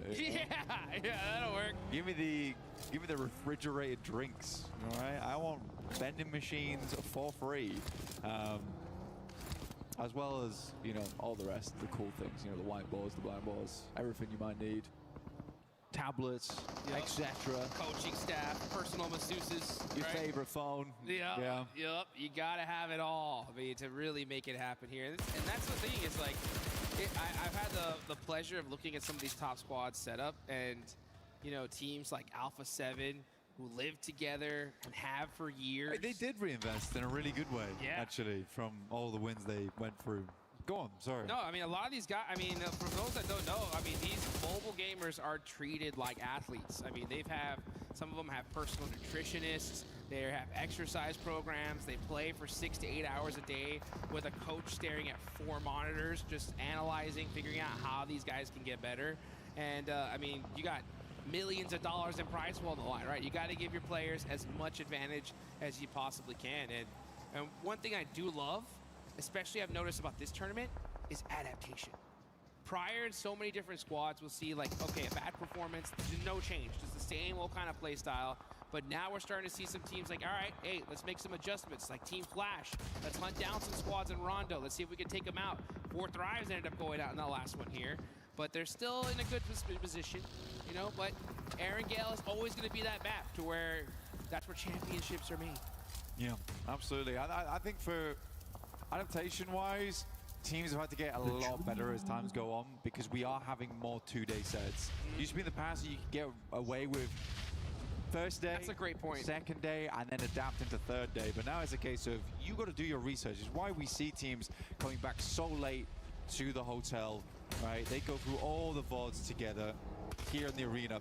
But we're getting back in towards the action. Things are starting to pop off in a big way as Ulf does open up. RQ's looking quite good here. They have been putting the work over towards Aurora. Now taking some gorgeous shots over towards All Gamers. Gonna look at KRX there, getting some more eliminations. Yeah, as AGAL getting punished here. It's just Maple up left for the squad. Benny gonna try to throw that through the window and not hit the mark, but the rest of the, oh, that one actually did. Maple's hurt. He's gonna back it up as his whole team is now gone. Gonna have to do a crazy 1v4 here. QXZZ's got that S12K though. And yeah, he's waiting for his team. He's like, you know what, why don't we push up as all 4? Guarantee this elimination. Sounds like a good idea.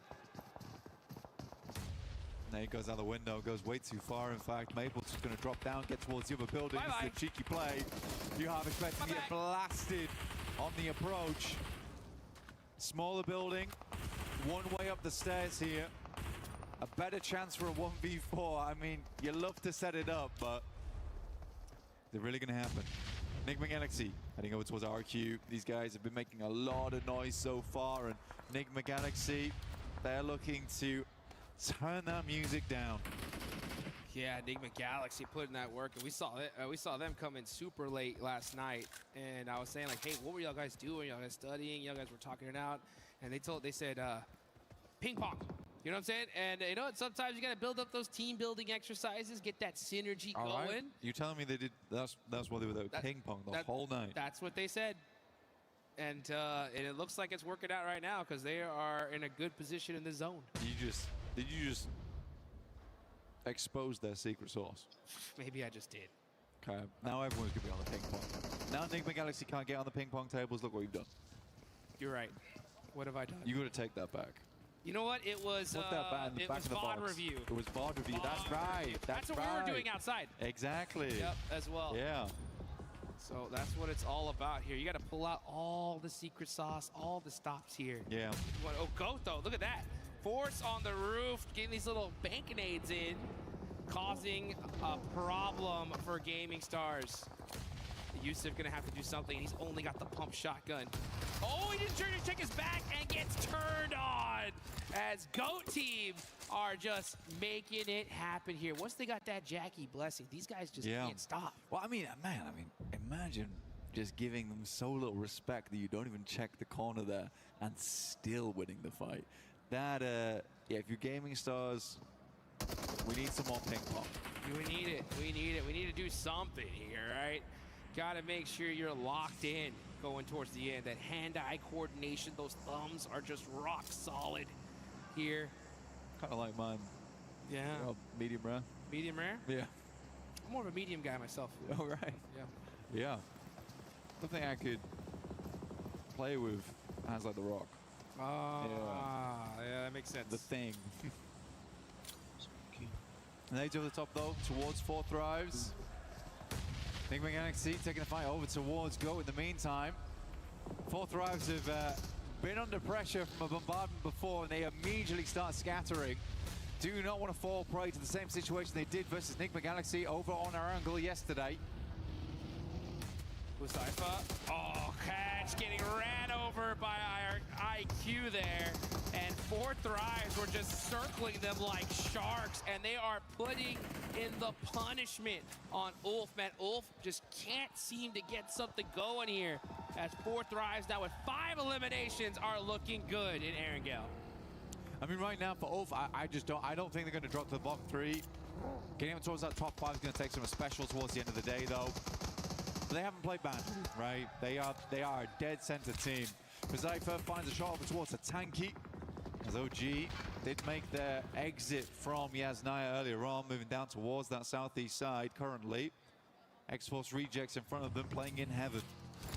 Yeah, the problem with this is that we still have the top 4 teams in this circle here. And if they all do well in this game, that's going to start creating a little bit of a point gap. If that happens, especially in the next game, oh, it's going to get wild. Yeah, I kind of feel what's going to happen here between 4 Thrives as well as Heaven. This is the type of team that would just send it. They're going to send just underneath, though, and actually try and deal with OG. WizGod opens up, though, and this is good damage. Huzaifa also falling. Aru's not there, but does it matter? Tanky put in that work, getting out Huzaifa, and yeah, now it's just IQ up left, so OG with the stiff arm there. Getting it done.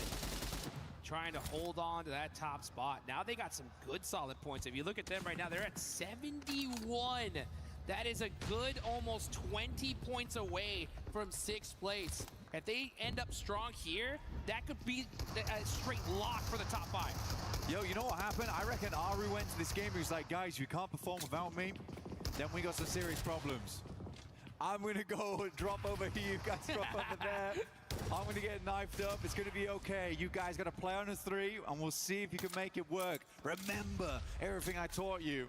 And it looks like they're doing it proud right now as 3 players. They hold off 4 Thrives. Leave IQ as just 1. Maple still going, miraculously, by the way. Can't believe he even made it to 8th there. He's going to go ahead and take at least 1 point home with them. He'll take that, as Aurora and Mansion are completely hard stuck. You got Enigma Galaxy staring at him. Yeah, look at that Satan from downtown. He's got some good coverage here. And this is outside of the circle, so I'm not surprised we're going to see Enigma Galaxy just kind of wait it out, look to maybe get these last 3 eliminations, and then push into the zone from there. You got Coops up close and personal, keeping an eye on things, but you got to be careful. You cannot afford to get knocked. Igor, though, actually from Funia is staring at this as well. Man, Aurora, this is worst case scenario for you. 2 monster squads looking at you. You're outside of the circle here. Man, they're just going to try to do what they can. Nade underneath. Come through from Coops right now. Doc seeing it enter. Another one could do the trick. Some of that. And Coops is feeling it right now. He's been a fantastic player for the squad. Steps up now, 1v1 versus Reapers. They're down. It is Chief to find the final shot from far, far away. It's been a rarity, though, seeing a Heaven Circle in a long, long time. Usually it's a little bit of a feature, but never the ending position. See exactly where Stage 7 heads over towards. Does it drop down towards that southwest side? Let's get it going here. Enigma Galaxy putting in that work. They have the edge of the circle here. We'll see where exactly it's going to go ahead and shift onto. But they got coverage right now. Protect those vehicles. That's so important because if the zone hard shifts away from them, they're definitely going to need them. So keep those protected. Wait for that next zone. You got 477 still up from GOAT, trying to soak up some more placement points. Next zone does pop, though. Where are we headed? Enigma Galaxy will absolutely have to move, and we are over towards Heaven.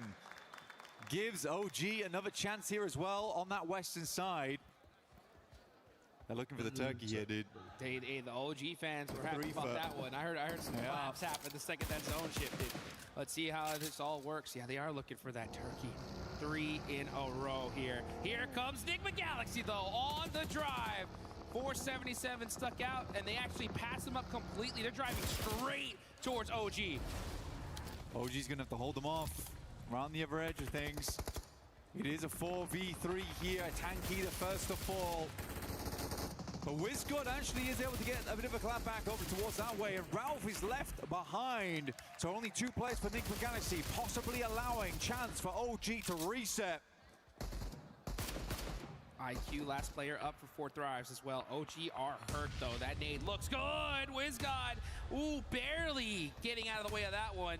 Coop's gonna throw another though. Coop is hungry. He finds a nice headshot there. That one stung. He knows exactly where they are. This nade is an eviction notice saying hello and goodbye. Gets the knock on a Tanky. They're on their last legs right now. I think there was a bare moment where everyone was on practically 10 HP. WizGod will finish off IQ up in the distance. That felt personal. Coop's throwing a quick Molotov down low. He needs to start doing some of that low toss action we saw earlier. But he's got another nade locked and loaded. Let's see if he can throw this heat-seeking missile down south. Oh, he's got to watch his back, though, and he gets him! Coops is doing some damage right here, all by himself. The nade goes a little bit too far. WizGod takes another nasty hit. Smokes going forward here, trying to keep AKOP alive, but a 4th place is still fantastic for OG. Setting goes down, that will give time for potentially WizGod to move up and pick up AKOP in the midst of all the smoke here. Makes the dash now. Devil gets a knock onto Satan. What is going on right here? We got Coops gonna hopefully try to get that res. A demon on demon action, this is crazy. Meanwhile, Furia is going to put in some work, and Silence, he's got that MG3. That's the gun to have here. Furia, man, looking to finally get a chicken dinner as Silence gets another knock there, and the finish actually. Coops down to his last single HP. Just, oh, nice little vehicle switch there. Hops in the vehicle, hits the passenger seat, ejects, gets himself to safety for a little bit longer. But, oh, looks like that nade is gonna do it. They'll take a 4th place though. OG secures at least a 3rd. Goodness me, AKOP is kind of tearing X-Force Rejects apart, but finally they get shut down, and this is a free game for Furia. That's what you get, Devil. Take down Satan, friendly fire. Game's gonna end just like that. And Furia will pick themselves up a win. And it feels good for them. Coming off the back of that Rondo into this Erangel. A real turnaround today. That is how you get it done right there. Furia, you know, that was just a sigh of relief, because yesterday they were just hunting circles all day long, couldn't catch a break, and here they get the chicken dinner. But speaking of breaks, hey, X-Force Rejects, right? They stopped into heaven, they held that position. Yeah. Zone ended up getting locked onto them. And for a team that was pretty much last place, right, that gives them an opportunity, right? That could be that door open for them to at least get to survival stage. Yeah. But Enigma Galaxy, though, again, it's a decent move. I mean, Ralph gets caught on the back lines there, but it's understandable. That's a hard bit of terrain to push through. Yeah. Coops does a wonderful job, though. The team's going to be massively proud of him with the way he handled that ridgeline versus OG. Goodness me, I mean, if it wasn't for Furia, potentially takes down the whole team. But yeah, for Furia, they were very quick to the mark. I think that's the main thing from Furia. They analyzed and saw where the opportunities were there, pushed over the top, and as soon as X-Force Rejects pushes out that building, goodness me, did you see how quickly Furia marched to the other side? That was wild. Yeah, they knew that, hey, this is our chance to win it, and they took it. Furia is one of those squads that are so high IQ when it comes to those kind of opportunities. They're not going to miss it, that's for sure. Yeah. And you're totally right. I mean, once we saw that zone shift, Enigma Galaxy knew they lost this game, right? They're like, hey, you know what? We just got to try to do whatever we can. Those kind of rotations, you're going to have a sacrifice, right? Just to be able to even get there. But they did utilize that opportunity to its maximum, that's for sure. That's what it's all about. But Furia, they knew they had that one in the bag, and they took it. Again, it's nice to see some more aggression coming out of Enigma Galaxy. It's nice to see OG on the front lines taking some good fights, and without Aru as well towards that end there. For X-Force Rejects, I need a little bit more to be convinced, because you are playing from heaven. It's a god compound at the end of the day. It was luck, right? It was luck. But you know what? Sometimes luck is all it takes. It's just what you need. It's just what you need, you know, and they just happened to get it. And it's good for them that it happened now in the second game of the last 8, right? So we've seen it in the past where teams that are coming in a little bit nervous, don't have that as much experience as some of these other guys, they get a lucky game and sometimes that just gives them the confidence they need to actually do something, right? Yeah. But, you know... no, it's true, because you certainly start to play a little bit more different. Yeah, you're like, oh... Especially nervous teams as well coming into this, you know. It's a big stage. We have fans from around the world here as well. Sometimes it can be hard either disappointing your fans or trying to uplift them in the process. So you get yourself a lucky win, boom, you're good to go. Yes, indeed. And, man, it's so good to see these teams, right, be able to pull out all the stops here towards the end. These leaderboards have been bouncing all over the place here. But you know what? We got Calaris with Flash. Let's go ahead and hear what these guys have to say. That's me. Thank you very much, Hot Jukes. Yes, I am with Top Z from Flash after these 2 games, because I really wanted to talk to them about very unusual circumstances that have been happening. But first, let's start with day number 1 and the results there. It was kind of mixed results here and there, but then you got a first place on the Erangel yesterday. So talk to me about the team's approach to yesterday. Are you happy with those results from yesterday? What did you think overall? Ngày hôm qua thì mình đã làm khá là tốt và đang đứng ở một cái vị trí thứ nhất ở cái map là Erangel á, thì mình cảm thấy là cái màn trình diễn của mình ngày hôm qua nó như thế nào, mình có hài lòng với kết quả ngày hôm qua không? Đối với em thì ngày hôm qua bọn em thật sự là chưa làm tốt. In my opinion, yesterday, to be honest, we haven't done a very good job on the maps, I would say. Okay. That's fair. And coming into day 2, you got a second place on the Rondo after holding on the east side, and then that was against Orangutan. And then game 2 happens today, and then Orangutan hits you guys on Erangel as well. So what's your thoughts about that, and do you want maybe some revenge on Orangutan after all that? Với ngày hôm nay á, thì mình đã đứng ở top 2 ở cái trận đấu đầu tiên á, và sau đó thì mình lại bị đối thủ là Orangutan á, đã ném bom trúng cho mình á, và hạ gục mình. Thì ở trận thứ 2 thì mình cảm thấy như thế nào, liệu rằng mình có muốn trả thù đối thủ của mình hay không? Sau trận 2 thì bọn em cũng rút được kinh nghiệm nhiều hơn, vì trận đó cũng khá là không có may mắn, nên mấy trận sau bọn em sẽ cố gắng đạt được thành tích cao nhất. On the second maps, I would say we were pretty luckier than the first maps, and we also like have our own experiences based on the first map. So we did a good job on the second one, and I think like based on that result, we will keep continue, like pushing harder for the next round. Okay, thank you very much, Top Z here. Good luck with the next games. And that does it for us here, down on the stage.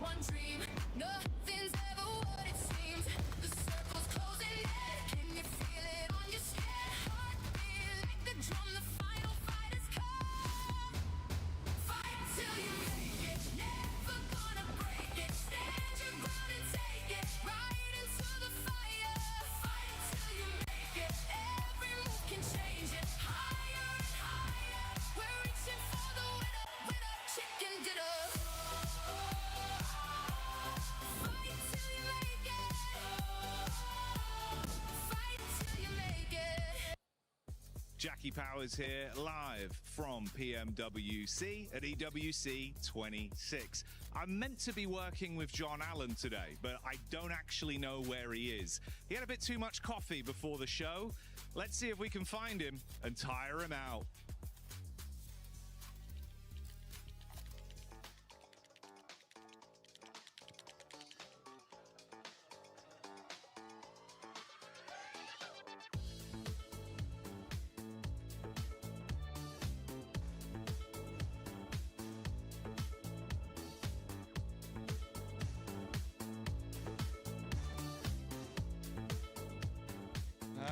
Well, John's got quite a lot of energy, I think, still.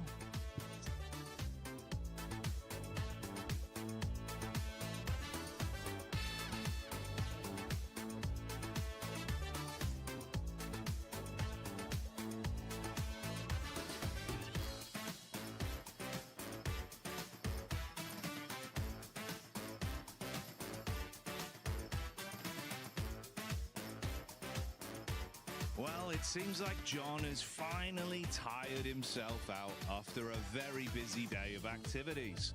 But here at EWC 26, PMWC is just kicking off for another day of games. Don't miss it, as it's going to be explosive. There's only one rule: just don't wake John.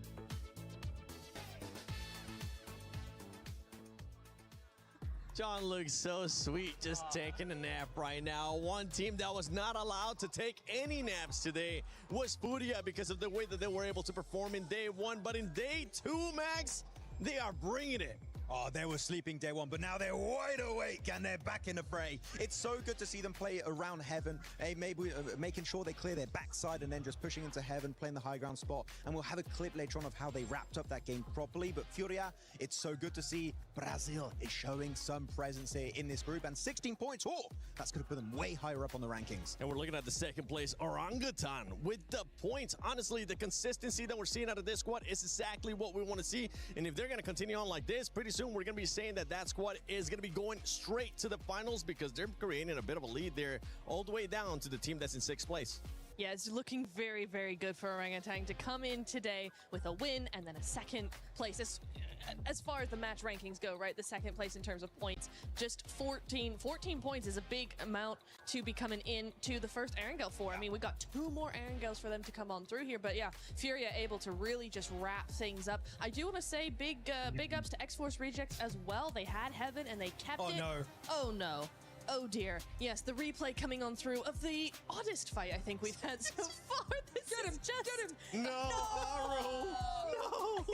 And then the rest of the team going, how dare you? No, we're coming in hot here. Just going to avoid some trees, go around a little bit, and just pile in. It's a very dangerous game of tag with knives. Who does that? This shows the camaraderie, you know? You're like, oh, you took out our leader. How dare you? And this is the energy that I love seeing from OG. I do want to sort of touch on, if we go back to, sorry, oh my God, I'm having a break. X-Force. Look. They were from the bottom. Now they're here. This was something, okay, this is something that they needed to do, I guess, a little bit earlier on in the stage. But look, you were saying they had Heaven. That was good. They were able to have line of sight. Even when the contention started with for Thrives against OG, they were able to grab a couple of eliminations from that position. But the mistake that led, obviously having that, they were pushing out of the building, which Furia, obviously with their 1000 IQ, were able to capitalize on that. But look, they had 16 points heading into today. So having that game pushes them out of that bottom 3, which is exactly what they need to do. But is it something that they can sort of carry on into these next matches? I do feel that they rotated incredibly early. They didn't really have the utility to sort of back up these fights that were happening down on the hill, which any sort of grenade, I think they would have taken that home. So it was a little bit difficult, too early of a rotate for them. A little bit of luck mixed in between it, but hopefully we can see more of these adjustments going forward. Yeah, absolutely. I do want to jump in here though as well, as I think this is exactly the game that they were needing to now push them forward into the next couple of games. You know, if you've had kind of a rough day, you do just want to get into the top 5, have a survival game, be assured that you actually can get in there, and then you can come into the next game going, okay, we've made a top 3, we've got some decent points, there's a little bit of pressure off our shoulders, we've reminded ourselves that we're able to actually compete at this level, and we can go on forward now. So I'm hoping for big things coming in from them. Yeah, and for X-Force, honestly, I don't agree with what people were saying in regards that they got lucky. They were able to defend it off against a lot of people. But moving on to some of the other squads, I actually know we got a clip about Furia that you've been wanting to see, Max. Oh, you know what? Before you even show it, let's how about show some stats. They were passive, but the thing is, it ended up working out in their favor because they were playing that to win it. I just wanted to see a win from Furia, genuinely. That's all I wanted to see. They gave it to you. After yesterday, we didn't get it, but here we go, looking at the final clip. You might be thinking, oh, they're just going to go from Chief's compound straight into the side of X-Force Reject, but no, they put themselves between the outskirt of the circle and the middle portion of the circle, meaning X-Force Reject, even the side of NGX, Orangutan are all going to be forced naturally into their position. So all you have to do, set up a very solid defense. And you do that, by the way, with an MG3, which is the best weapon to have for Mr. Silence himself. My MVP prediction of the tournament, I loved it. They now see the number of players is down to just 2. Just nailed it down, take home that win. That was literally a perfect finish in terms of execution from good old Furia. Yeah, and see, that was I just want to touch in that. That was a great sort of overview of what I was sort of explaining. Like, they didn't need to leave that position. Furia obviously capitalized on that, which is excellent from them. But yeah, I mean, Esports Reject should have just waited. Yes, we're looking at the overall here. Orangutan now with 80 points. And that's just what I'm talking about. Like, right now with this squad, they have a 25-point lead over 6th place. Top 5 is where you want to be if you want to end up going to the finals. You could end up almost saying, because the way that they're currently playing is so consistent, this squad could be already going to the finals. I don't care if it's too early, but they're playing like it and they're looking like it too. I mean, honestly, I think we get to the halfway point, and I think that statement is going to be very true, just based on what happens in the next game, right? Fourth Rhymes as well, they're starting to go down the leaderboard just a little bit. RRQ, I mean, yes, X-Force Rejects have made it out of the bottom 3 by quite a bit, actually, but Team RRQ, that's not a team I was expecting to see down here, Max. No Peko, please, where is No Peko? I want to see some presence from him, though we did see a little bit higher up on that second page, this Ulf, and a lot of people would say that's disappointing, right, for a team that was second place back at PMGO Season 1 and did so good, especially during the PMGC finals. Let them cook, right? They're slow starting team. Yangtashol, right? I don't know how you say it in Turkish, but they're slow starting team. I wouldn't be too scared for them, at least as they don't make in the bottom 3. We're fine. Ulf will come back eventually in this tournament. I was going to say, I don't want to flex on my Turkish just yet, all right? We're not there. Let's hold on to that one. But before we even move on, how about we talk about some predictions here? Because for everybody currently watching at home, you can go to the EWC Play app and do your predictions if you haven't already. And if you do end up winning something, make sure you use that hashtag EWC and hashtag EWC26. I want you to tell me quickly, predictions. Who's going to be winning the next game? Winning the next game is going to be Fourth Rhymes. Enigma Galaxy. Stop asking me, because apparently I get it wrong and then I get roasted. So don't ask me that question again. Such a cop-out. Esports Rejects, that's who I won, all right? Esports Rejects, show me, keep on that momentum going. But we're actually going to be going to none other than Barty with the defending champions of PMWC, Yangon Galacticos. Are we good?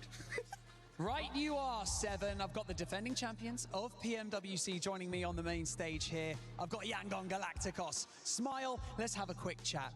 You know, cast your mind back to PMWC last year. You guys managed to secure the championship. The way that you did that was by consistently putting up placement points. You didn't play too aggressive. You just played your game. Now we've had an entire year since then, and you're going to be joining the group stage tomorrow. Has the strategy changed? What's the plan coming into this year's PMWC? Especially for the strategy, I don't want to use wine or rugby too much, but we will prepare for every possible situation, every scenario that, including the we experience in 2025, any new situation that might happen. Also, we don't rely on the same strategy because this is PUBG. Yeah. Okay, keeping the cards close to your chest. I like to hear that. Now, let's talk a little bit about what you're wearing. This is very, very cool. Now, your Yangon Galacticos skin has just released in-game a few days ago. It's traditional Myanmar dress, if I'm not mistaken. Please tell us how it feels to have this kind of representation in-game. I mean, I'm so proud to be here representing Myanmar and wearing Myanmar culture clothes on the international stage. And also, that is so meaningful for our fans and Myanmar people to be like a Myanmar traditional clothes on the international stage. And if you could say anything to your fans who are watching and preparing themselves for you guys to step out onto the stage tomorrow and compete, what would you like to say to them? I mean, cheer for us. Cheer for them, that's what they say. Now, for those of you at home, if you want to get your hands on this incredible skin in-game, just go over to the PMWC event in-game, okay? Now, redeem with perk vouchers, and once you've done that, you'll be able to get your hands on the Yangon Galacticos Champion Outfit Ancient Charm Set. Yangon Galacticos, thank you so much for joining me in this interview. I'm going to shake all your hands, boys. Thank you so much. The gloves are really cool as well. And with that being said, let's head back over to the casters to continue day 2 of the group stage. I don't know about ancient charm. That guy's got new school charm. What a sweet guy. And what a fun team Yangon Galacticos has been. Last year in EWC 2025, they were fantastic. It was good to watch them then. It's good to see them again here again. But we're heading in towards Erangel next, map number 3. Let's get it going here, man. Hey, I want to say one thing. I love, good old-fashioned esports jerseys. I want that, though. I want one of those, man. So if you got that in a triple XL, bring it on down. But you know it what? looks comfy, dude. It definitely does. It definitely does. These guys are looking fly, here. But you know what? Speaking of fly, I think it's time to get this started here into the second Erangel of the day. Only 3 more matches after this, but this is going to be a crucial one. OG up to 80 points now. I think it's going to be difficult to knock them out of that top 5 unless there's some incredible shifts up in the rankings as thing goes on. But honestly, I think OG, they're riding high right now. They are feeling good. I don't think anyone's going to challenge them too much. They might drop out of first place, but I'd love to see them stay up there throughout the entirety of the survival stage. And I can see Hoxie currently has taken our top player spot in number 1 with 17. Actually, Aurora top is doing a huge amount of work for them with 16. Let's get it going here. And we can take a look at the top players. Yeah, top with the most damage. Wow. 4,357. Unbelievable performance right here from him. Fortunately, we don't see Aurora on top of the leaderboards here, but they're right there. They're still in 5th place. But OG already now have a nice point sponge, like you mentioned. The GOAT 14, nice amount of points as well. Completely tied up in 2nd and 3rd. This is going to be a close one. It's really going to come down to the last match to see who's going to be in our top 5. Absolutely. Now I'm looking down towards the bottom of the leaderboards. RRQ in 14th. Now RRQ qualified on a technicality. They've been working hard, putting in the time to try and get through towards that group stage, potentially through to the finals. It'd be a shame to see them go out here in survival stage, but right now they are not playing up to scratch. So they do a little bit more here. 28 points of the 32 the X-Force Rejects have been able to grab the back of that last game. But we do have Naruto skins in-game at the moment. We've got the Ninetales Fury Org there as well, so you can draw for the Naruto character set 2 and become a sage yourself in-game. As we all know, all of the viewers of PUBG Mobile are filled with wisdom because you're here with us, of course. That's right. That's right. If you could have learned any Naruto jutsu, what would it be?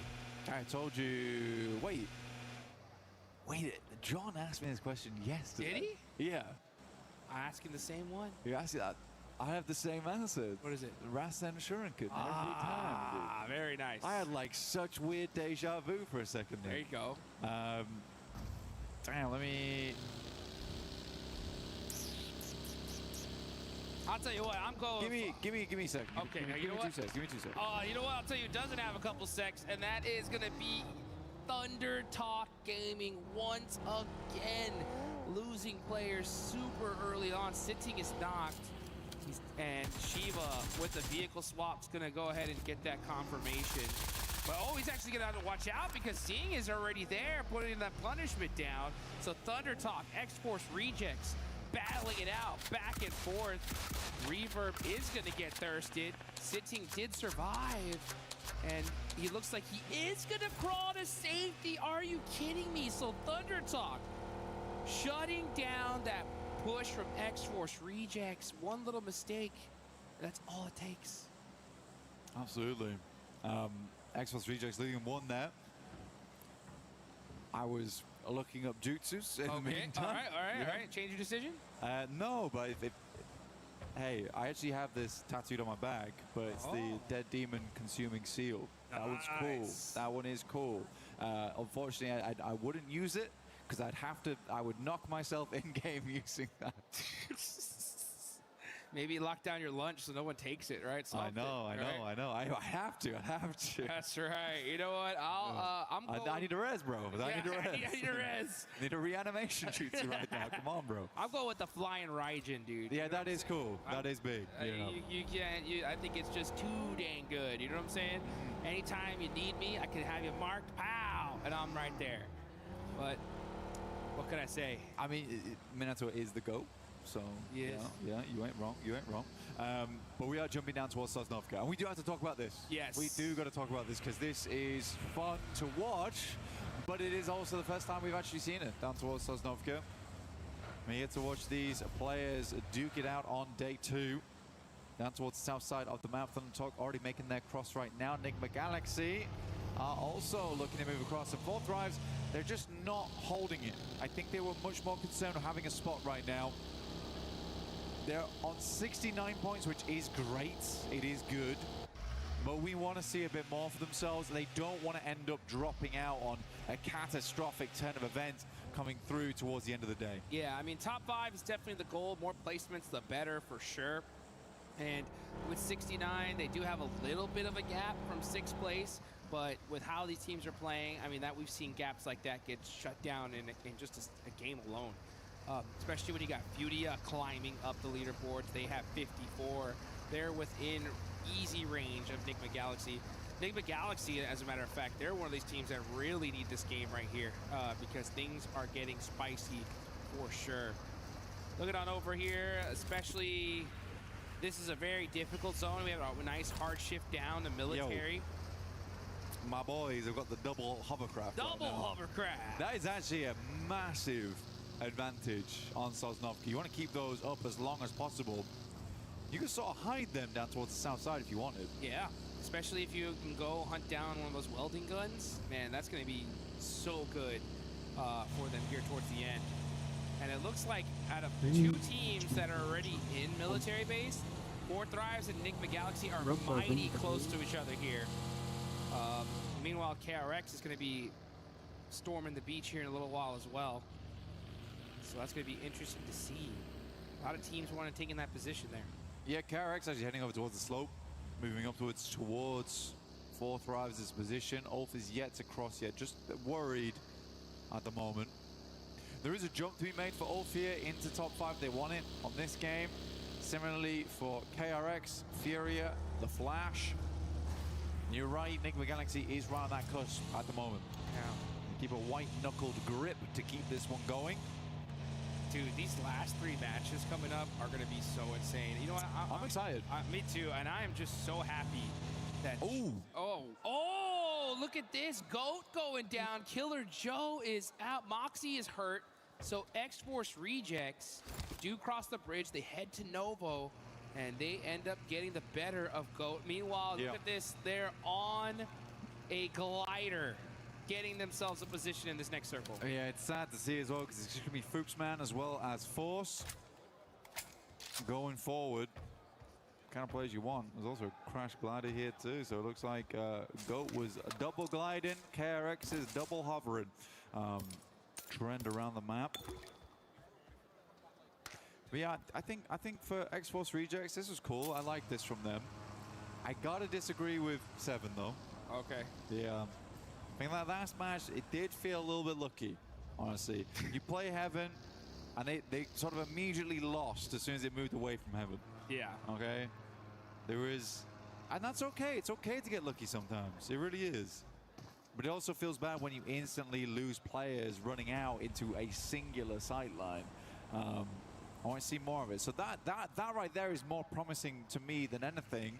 And it's coming in at 8 minutes into the game. Capability to take down a squad moving in and have the wherewithal to set up in Novo. And actually get some eliminations. Yeah.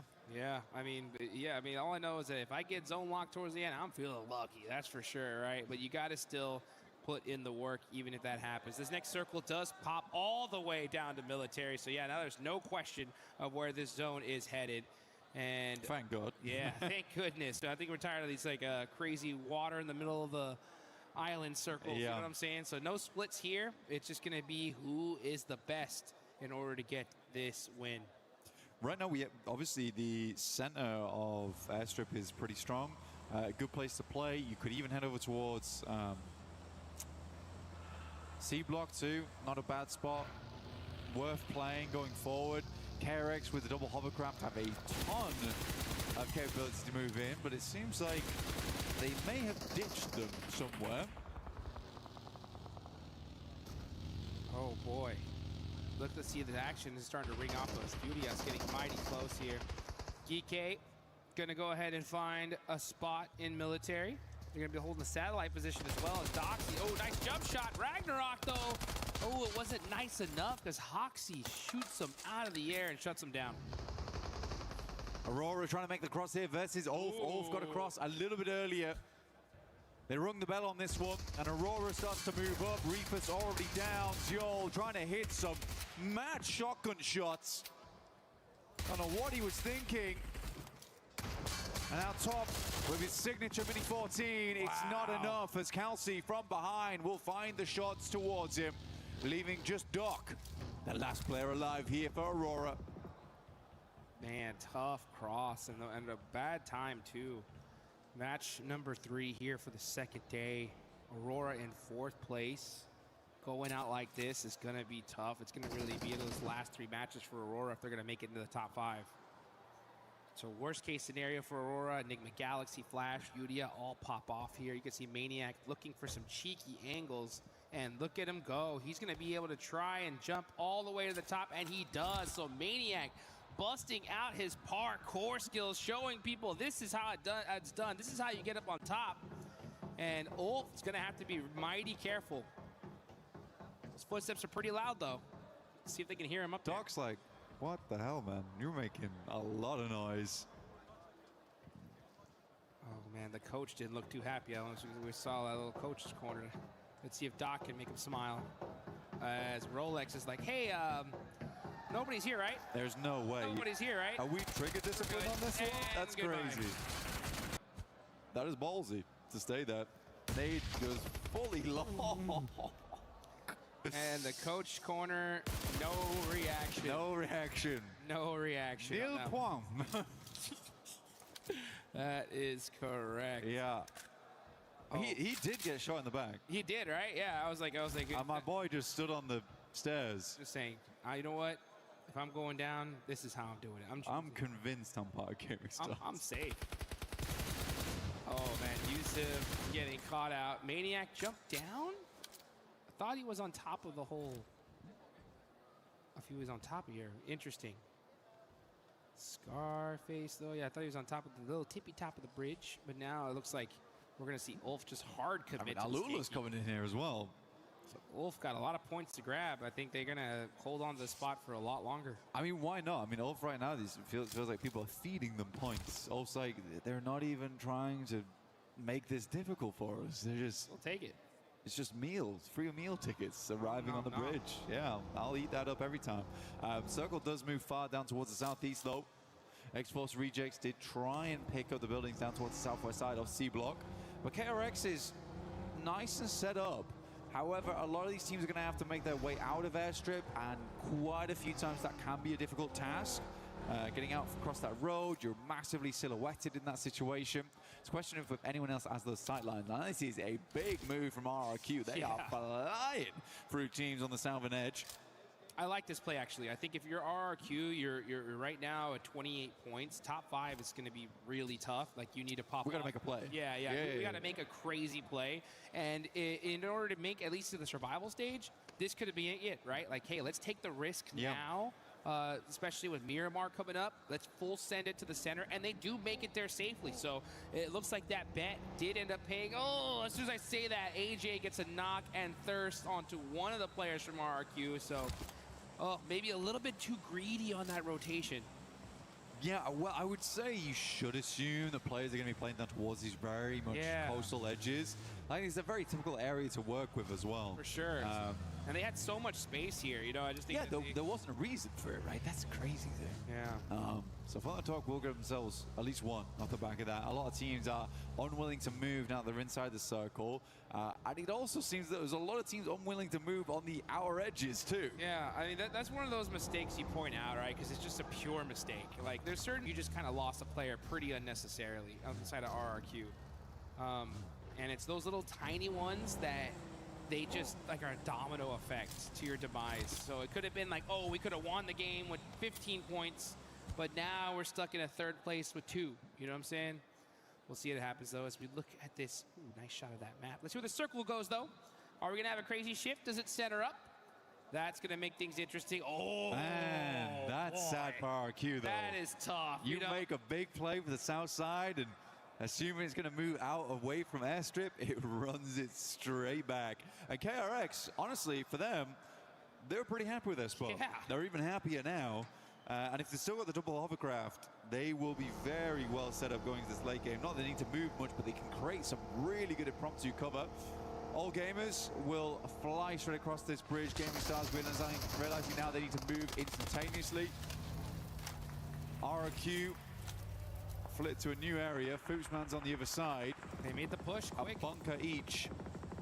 Yeah, I like it. I like it. Your RRQ, the zone swapped on over. Take those bunkers, secure those spots. KRX, I believe they were holding those satellite positions with those hovercrafts, so that's a really good position, especially if the zone decides to go ahead and hard shift down south. So teams now taking some of their final spots. A lot of teams, though, still need to get into this zone. Our top of the leaderboard squad, OG, they are still way over there in blue, just barely crossing the bridge, super late. Ula is in the same position on the other side as well. It's a hard, I mean, we kind of was focused over towards the two bridges there, and we were really unwilling to move. So was All Gamers, a little bit scared of it. And I know that OG likes to really analyze how they want to go forward. So if they still think a team's there like they did yesterday on Miramar Gaming Stars, they'll try and figure out a different situation. Now they're trying to wrap on the northern edge, which I do think this is kind of interesting. They could come down from the hillside and sling into the south side of C block if they wanted to. But it's certainly an interesting one. And I think if you can see All Gamers flying in towards that eastern side, maybe this is the play, and it looks like to be what they're going for. Yeah, they're sending it right now. Igor is trying to survive this one. Serpentini, oh, looks like one of his tires did get popped out. He's in trouble. Quick, getting a knock on to Aaron. AGAL, yeah, just trying to send it to safety, but Ayala pops him out the vehicle. It's not going to be. Fury has been marshalling this northeast road for a long, long time.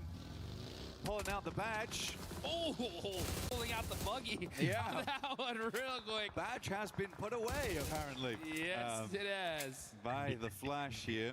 You are playing on that eastern side as well, so they'll double back the hillside. Again, I kind of like what OG went for, you know, just barrel down that hilltop. You out of the sightlines for quite a while until you in front of C block. It's not the craziest position, but you get a position at this stage. Yeah. It is kind of lit. Yeah, dude, the fact that you even here with all four players up, it definitely is going to work out. Their med situation has to be super low. Yes. They blew. Good point. They blew through them just getting into here. But you know what? The fact that they are here and have such a point sponge on top is a good thing going for them for sure. You know what? I want to say one thing. Go on. These next three matches, I was talking about it, they're going to be so wild, right? And I'm just very, very happy that John got his rest before them. Oh, he needs that nap, dude. You'll need that nap because you better be bringing the thunder going into those next few games. And the talk. Dude, I just keep seeing these coach cameras. Yeah, the problem is the coach corner cameras is that they're shown for about 2 seconds. We realize they're very sad, and then we take them away. Dude, they're just sad or serious, dude. They're just like... I think the production should keep the coach corner cameras up for a good 15. Yeah. We got to lock in with them. Good 15 seconds. Oh, I would love to see the coach's POV too, like in the middle of a fight. You know what I'm saying? Yeah. That'd be interesting. As Silence putting some shots downrange, holding this position. This is a tough circle here, especially if it does go down south. That airfield is, there's not a lot of coverage in that area. No, you're pretty much playing against the fence right now. Playing off the back of vehicles you still have that aren't completely wrecked. Dragging the bumper down the side of the road with them. For Enigma Galaxy, this is not a horrible spot to play, and they just have to be absolutely proactive. They're down towards the south side of the fence. But we're here with Furia, looking to crest into the building alongside with KRX. Can QXZ hit a nutty grenade? Pops it back in the pocket, though. And it makes sense. My goodness me, they were fast to this location. But wow, the utility, the vests, the ammo, that don't look great. We got micro Uzis on board as well. Yeah, and the good thing about where Furia is like it's pretty much almost impossible to hit a nade on them, right? That chain link fence makes it so difficult, and you can just see them just holding those utils, throwing it out, going back to that little coverage. So, but Team Flash, full sending it here on to Geekay, a hard commit. It's up to them to win this fight. Oh, great teamwork there with a 2v1. They are fully taking advantage of Geekay, catching them off guard. I don't think they really expected them to push. And if you're GK, it's kind of your fault there. You had to make sure that you got at least some shots onto them coming on in, but they were able to fully push this easily.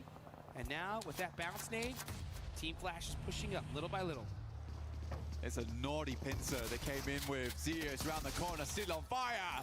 Oh my goodness me. They toast him up a little bit, but he crunches back down on them with a couple of shots through from the DBS. Lovely to see here from the Flash, but yet there's only one stairway to get up on that building. You pincer on both sides. It's hard to deal with if you don't have a player on the bottom floor, and that team was already hurting. So it's a good identification from Flash, a good identification of how that building is best aggressed upon. So yeah, well done. Very, very well done. And now they have the ability to hold up both KRX and Fury in the near future. Yeah, I mean, we had to see GK up on that top floor, and you could see exactly that's what Flash is doing. They have two up on top, just keeping an eye out so nobody pushes up on them for free. And that little mistake allowed Team Flash to just push up and get it done. Silence throwing a smoke right onto himself here. We know that was on purpose. Damn, that is a nice nade. I think he's trying to get the M79 over towards the player was knocked, but it's kind of just given away where he's playing. Got the pumpy and a nade. This has to be a special one, but the door's closed on him. Oh dear. Oh, and that nade's gonna knock him out. It's just up to Chief. Next zone does go on over to the wide open field. Chief barely getting outside of that Molotov range. KRX, they want this elimination. They're just scared. Oh, that's on target. Yeah, that. Goodbye, Chief. Dinner has been served, and that is Furia out of there, roasted to a crisp. Yeah, I mean, unfortunate for Chief. Was not the chef in that scenario, that's for sure. But now we have Enigma Galaxy down towards that southwest side. Their basic big task here is pretty much to hold everyone out coming through airstrip. There's a lot of little bits of interesting terrain. The airplanes themselves as well in the way. But this open area, so easy to dodge away from a lot of the nades. See how Ulf is able to play this one out. Get a quick replay on this one. Boom! Nice nade from XZ over towards Sitting and Thunder Talk. Thunder Talk just can't catch a break here, man. Oof, they need to do something crazy if they want to just even get to the survival stage at this point. Top 5 is just way too far away with only 3 matches left. They have to literally win all 3. But let's get into this game here. This one's important. RQ shutting down X-Force Reject, saying, nope, that is going to be it for you guys. But look at our leaderboards here. We got so many people in the top 9 still alive. These leaderboards are going to get crazy. Ulf up on top. Scarface with so much lay of the land here. Throwing the nades, not trying to give away his position. And gets the lock onto Lord. He's got another, though. I think they must have passed all the nades across to Scarface. He's up on high. He's dropping bombs. At the moment, Enigma Galaxy struggling to hold up. Fourth Rives decide they'd move over in the midst of all the chaos. Satan very low. But my goodness me, 40 bullets left basically. Eren will finish off Satan. Kelsey takes a big hit here. But for Ulf, this is a large game. 8 eliminations coming through. An almost impossible push for them that they're making happen here. Oh, they needed this one. They needed this one so bad. 24 gets the knock on a Scarface, and that is that critical angle taken away. So now they no longer have the high ground. T24 is starting to push those nades through and gets the lock. He's down to half an HP, though. Gets knocked in return. Balak, though, is here, and he came to play. 1v1 situation. Balak up close and personal with the shotgun. He's got the range. He twitches to the F4 and shuts him down. Balak with 1 HP, making it happen for his team. 3 legendary players on the same location. It's Balak, Eren, and Coops. And Coops comes out on top. Goodness me. They needed him to dunk it into the hoop here, and he's certainly done that. Looks to move away, but now has to deal with RQ, who rocks up to the location. They're on set, they're on deck, and they're looking to get themselves out of the danger zone. Woo! RQ just sweeping up the dust after that one. That was wild. So many superstars just going at it. And look at our top 3. Still in the game with only single players alive. Next zone goes on over to the left. This thing is ping-ponging all over the place. The Flash, though, they've got an unreal spot on this one. They just have to deal with KRX in the near future, and KRX, they are low on supplies. Team Flash has got a lovely little watchtower to make sure they aren't rocking up to them too quickly, and then you're right, it is very much open space after then. Likely the circle pulls away from both WizGod and the Flash. No one wants to move out to this open zone. This is a very difficult circle for everyone. I am more surprised that Foopsman has been left unimpeded inside the bunker over towards the eastern side for so long. And it certainly kept him safe. All right. Dude, he be fooping right there. Foopsman just holding it down. He ain't moving at all, I'll tell you that. The second he walks out, he's done. Honestly, just go out the blue zone. He's got a smoke in his hand. He may try, but... I mean, they're not at the point. I mean, that run just out. Don't try, honestly. Run out like is this, hellish. It's over. If he makes it even into that white line of this circle, then I'm talking about GOAT are going to win this whole tournament. Yeah. I'm telling you. It's a hard push. I mean, there's this tiny ridge line you can play, but by the time you show your face, that happens. Yeah, the second he even looked out. The second he even looked. Oh, check this setup out. Oh, KRX, I wish you come to the door right now. Nade goes through, looks to be fairly decent, but Hoxie doesn't jump out the window. But the Flash, they've got a nasty surprise waiting for them at the door. Look at that. And then the nade busts all of those gas cans. They wanted to make sure they had the perfect setup if they did push in. But now we're going to see KRX get beat up by 4 Thrives, trying to make something happen. Team Flash, though, punishing them and wiping them out. KRX not able to make the push. I think Hazaifa stole a lot of those heliums, though, unfortunately. RQ still going. Hazaifa gets himself up in towards. Strong position in the game here. RQ, Gemforce will find WizGod. Hazaifa at least secures himself a 3rd place here. But RQ absolutely will pull themselves out of the bottom spots this game. It's a certainty at this point. But we are centering up over towards horrendously open ground. Zypha, man, last player up for 4 Thrives, does get this just one piece of coverage in this circle. What can he do with it? Especially if he's very fortunate to catch RRQ and Flash fight each other. Who knows what could happen? But Flash are going to have to push on out of that position. You can see him holding that kind of satellite tower position. So get a little bit of coverage here, but there's just nothing. It is all wide open field. Everybody just hugging the edge for the little bit of coverage they have. You can see this is one of the most disgusting areas of the map. Gross, dude. This is straight gross. There's nothing. It really is. Yeah, I think gross is a good way to put it. RQ is moving forward, though. They get themselves over towards the ballistics. Flash playing up on top. Oh. It's a good shot from the par. Expect nothing less. Hazaifa, the pile driver, off in the distance. Looking to smash these two teams apart as a solo. Quick tap fire. He's going to have to tap fire. He's only got like 70 rounds left, and to make it even less, trying to get another elimination, though. Genfoss actually gets that knock on the bows. He's going for the thirst. He wants all the points here, but it's not going to be enough. That's 4 Thrives out of there. Here we go. It's Team Flash versus RRQ. A nice interview with Flash earlier on. They were looking to find some more success today. There was some decent games yesterday. But can they secure the chicken dinner here at our halfway mark of day 2? Try and get themselves towards a position to get a direct qualification through to the finals in the top 5. Zeus playing off the back of the loot crate. Has the ghillie suit. Might actually be insanely important here. But they know, they've spotted him. RRQ, a lot on the line for them right now. Win, the final player left alive. It's all up to RRQ here. They needed this win so desperately, especially with only 3 matches after this. They're trying to make that last second run into the top 5.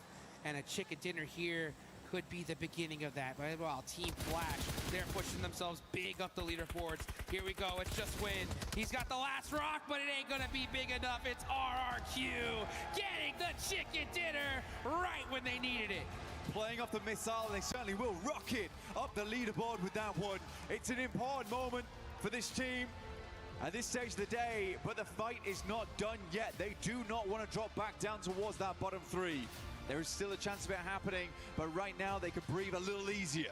Ooh, yeah, I mean, they definitely are. They didn't breathe well enough to where we saw no pop-off right from that win. It's just like, I know. It was just, all right, good. You know, we're alive. Okay, let's see what we can do, though, before we really get happy. But Flash, honestly, they played well. I think the aggression onto that compound versus Geeke, it was gorgeous. That was gorgeous. Really well set up, honestly. And I think there's been multiple times we've seen Flash where they've demonstrated just great map knowledge, but more than that, great tactical knowledge of how to play those moments. Dude, not to mention we saw those beautiful setups with those gas cans, right? It just goes to show. They're cheeky guys. They're doing everything they can, right, to make sure that they win those games, and that's how you get it done. That's the Flash field. They'll do whatever it takes, and if it means playing off the back of a loot crate in Miramar to qualify for one of the biggest tournaments, they'll do it, all right? And I think that's what I like about Flash. They really take any opportunity, any moment to make it happen. And honestly, it just goes to show, like Geeke, right? I don't know how you let them push up on you without getting one shot downrange. But Team Flash, that's that, and the fact that they're able to take that risk, right? They see that spot open, they're like, you know what? Full hard commit. If we can take it on the way in, it is what it is. But if we do get it, we get the win, right? Possibly. Yeah. And honestly, with that many eliminations, that's a W for sure. It is a W. That's what all the teams have their sights on this tournament. The gorgeous PMWC at EWC trophy right there in front of our eyes. But a small break for us all, really, coming forward. Yeah. And I think that as we get to map 3, you got to take a breather here, reassess what we're doing going into the next 3 matches, because they really do count. And again, a lot of teams, they don't technically want to head through towards that group stage. No. They would much rather just go straight to the finals. It's so much easier, so much more prize pool there as well. But again, it requires you to make those moves, make those moments happen. But yeah, I do want to see more on Enigma Galaxy. I think that they're a team that absolutely can secure a spot in top 5. For sure. There's been moments where we look across them and like, oh guys, you kind of look a little bit sad after that game, but they're playing well, man. They are playing well. And hope they can continue to do that, because we'll be back very shortly. And we'll see you soon with JJ, John and Alan. वहाँ से काले के bat के आगे से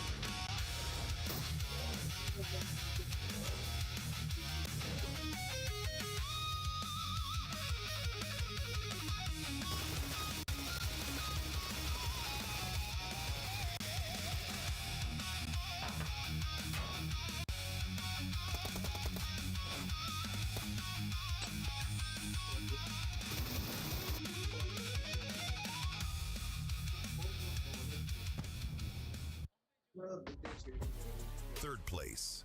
Close enough to see the trophy, but never close enough to lift it. For Aurora Gaming, the road to the Esports World Cup is about more than qualification. It is about finishing the story this roster started last year.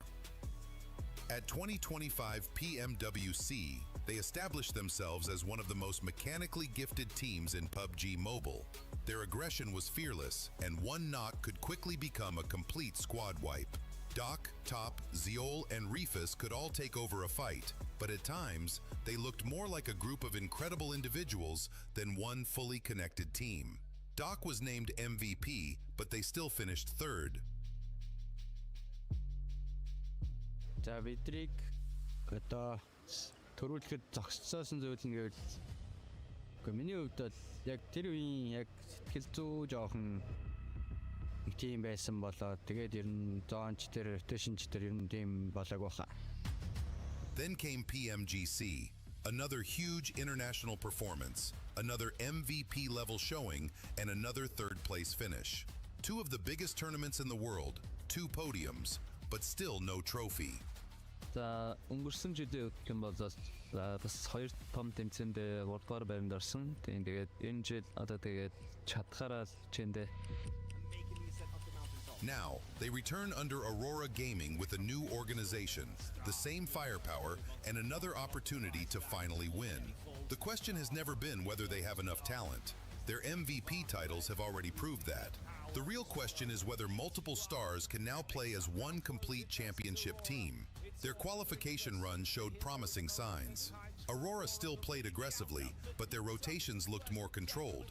Their pushes had more support, and the team appeared more connected.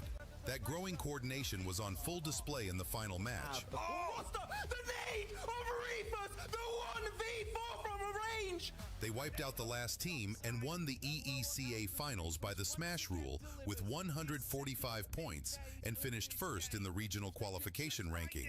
That will be the tournament going their way. They've done it. Aurora are your champions. За өнгөрсөн жилээс энэ жил нь ондоо зүйл гэвэл одоо манай багийн хувьд ер нь сэтгэл зүй уур амьсгал багийн тоглолт ер нь нэлээд өөрчлөгдсөн. Одоо яагаад гэвэл өмнө жил одоо 2 том тэмцээнд 3 дугаар байранд орсон болохоор одоо жишээ нь авраг авахаас одоо нөө хой суугдсан алдаануудаа ер нь тэгээд бүгд засч орж ирсэн. Тэгэл авраг авахын төлөө ер нь чадхаараа хичээнэ. The MVP awards are already there. The international podiums are already there. Only one thing is missing, the championship. Aurora Gaming arrive at PMWC 2026 as the uncrowned kings of PUBG Mobile, ready to break the third place curse and finally become global champions.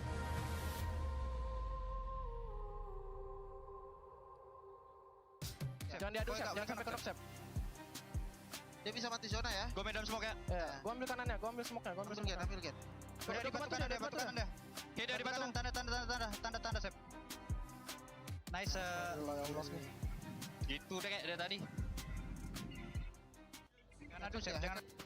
Welcome back, ladies and gentlemen, to PMWC at EWC 26, day 2 of Group A, as we're just 3 games away from crushing Keys. But talking about Keys that don't want to be crushed, RRQ, the team that needed those points, the team that needed to be able to get out of the top 3, I think with that win, they should be able to.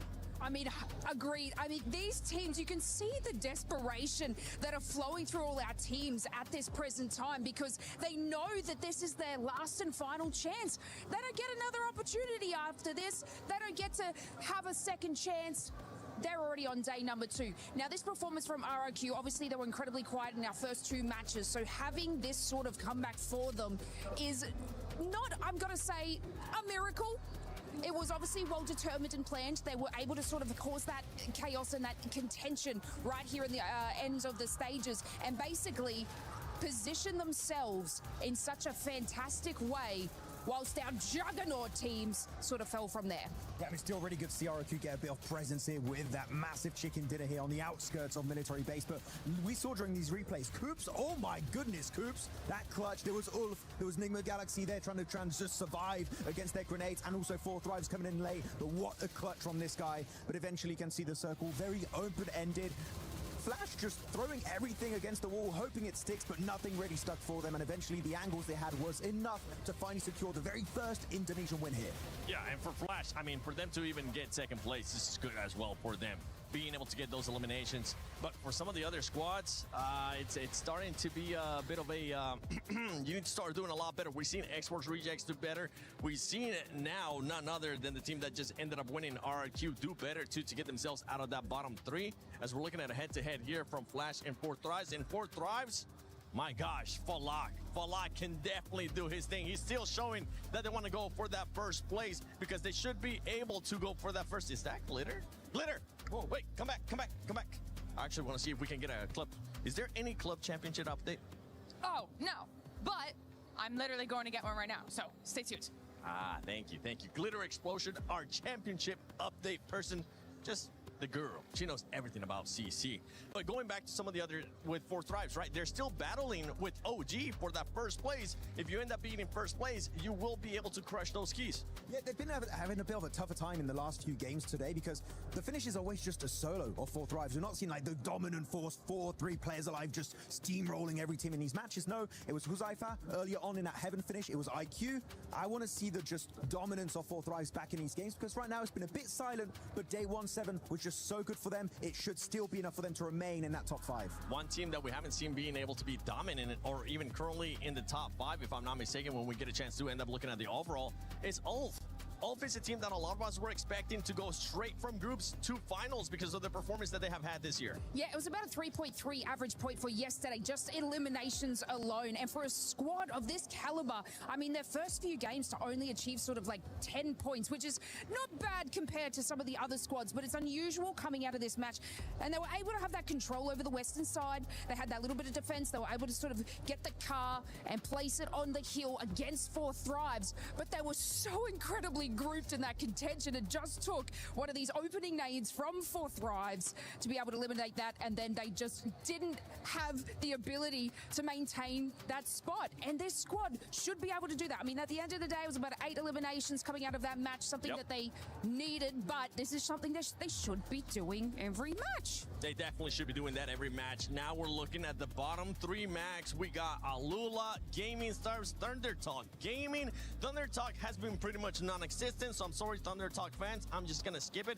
Gaming Stars as well. Alula at one point showed us that they could maybe even try to push for the top 5. That's not the case right now, as they're currently sitting at the bottom 3. I gotta say, unfortunately for the side of Alula Club, it's just 2 players doing most of the work for their side, so I need to see presence from the other 2 players. Hopefully it'll be enough, because right now, 7, it's a 2-point difference between those teams in the bottom 3 and the teams just above them. So Alula, it's not game over, but they need to get these points on board right now. Their non-games literally are 0-pointers. You can't afford to do that at PMWC. Yeah, you cannot afford to do that kind of stuff at PMWC, especially with 3 matches left. You can either make it to the grand finals, you can make it to survival, or you can end up going home, going into this final 3 match. Oh, what is this? Oh, bro, thank you. What's this? What's this?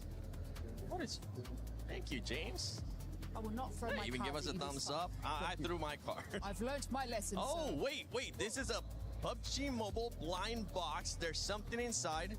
Let's open it. There's a Giga Rare one. Oh my gosh. The mysterious, the joyful. Wait, y'all ready for this? Is that the clan or car? Lace, wait, you ready for this? I want the pink one. Max is already going. Oh my god, you guys are already ripping it.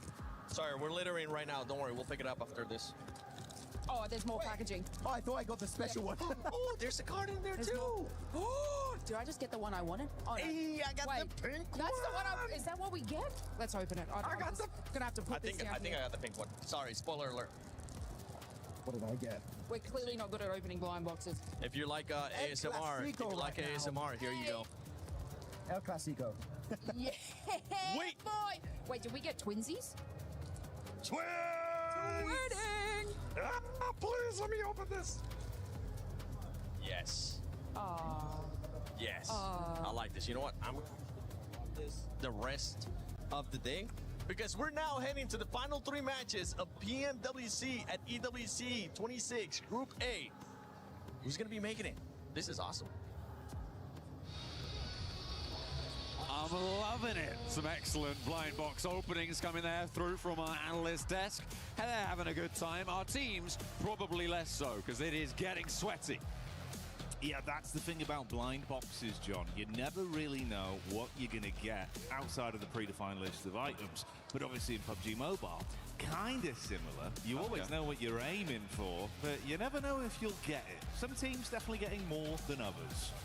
Yeah, right now, hot contest on the bottom bubble, and it's going to be a real fight for them to try and join some of the teams maybe in the survival stage, not to mention the top 5 going straight to those grand finals. We're going to be heading over into Erangel for the last time of Group A.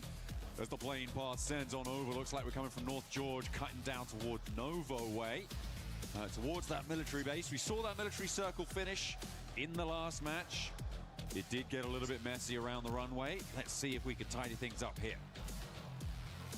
Yeah, see how we're looking and what sort of sauce we're going to be cooking with into our last 3 games of today. And obviously for some teams, John, that's the brutal reality of the situation. It's not just the last few games they're playing today, it could be the last few games they played this entire tournament. And obviously for what we've been building up for throughout the season, throughout this year, back-to-back grinding for some opportunities to really arrive in Paris, France here at EWC 26, John. If it's taken away from you in the space of 12 games, it's going to be such a gut-wrenching feeling. Well, that's going to happen. It is going to happen necessarily to at least 12 players. Yeah. Because 3 of these teams are going to be going home, as the desk was talking about before. It's, you know, Alula on that bubble right now, 33 points to 35. They need to jump up a little bit further. It's a little bit further to go for the teams beneath them as well, but it is still all to play for as we enter the back half of the day. Over military base, looks like we've got 3 teams dropping out. Goat will be heading on through, trying to make their way over to Novo. A very heavy west plane path. Yeah, it is a bit. Ooh, shift on that as well. God, we've had some kind of rough circles so far. John, I don't know if you'd agree, mate. Past day, especially today again, it's been a bit aggro. This is one that I imagine for GOAT team, you're probably going to look up and go, you know what, it's not that bad. We love a late rotate, guys. This is the dream. Yeah, grab some of those hovercrafts, pull a KRX, send in 2, and get in late into the game, or at least try to. Looks like Flasher on the hunt. They've spotted 2 players in a buggy. Out of the window he goes. Wint for the spray down. Doesn't quite connect on the first one. Reload, leaning out the window. 3 players in the car, trying to chase them. But looks like X-Force rejects are wily to it. Yeah, Win looking for the lineup. Full gangster level plays as he leans at the back seat with the boys tracking nicely. That's going to be the bonnet over the top of Reverb to get their first Elim hard hammered in. So not ideal for reject, John. You've dropped into a field and you've been mowed over by a vehicle. Far from it. Yeah, absolutely. Do want to be keeping all your players alive right until the very end, Jackie. That is a top tip for PUBG Mobile. But they are going to be playing on and right on the bubble as well in that 13th place position. It is rough stuff, especially given that they're one of the few teams who's already dropped up towards this north side, right? With 4 players, they have such a better opportunity with Severny to grab everything that they want. And if you guys want to grab everything that you want, make sure that you're joining the Uzumaki Naruto event to make sure you can get the chance to draw those beautiful skins that have been added to the game over the course of it. And see if you can take the top spots here. Well, you have to wait for that probably. Next qualifiers.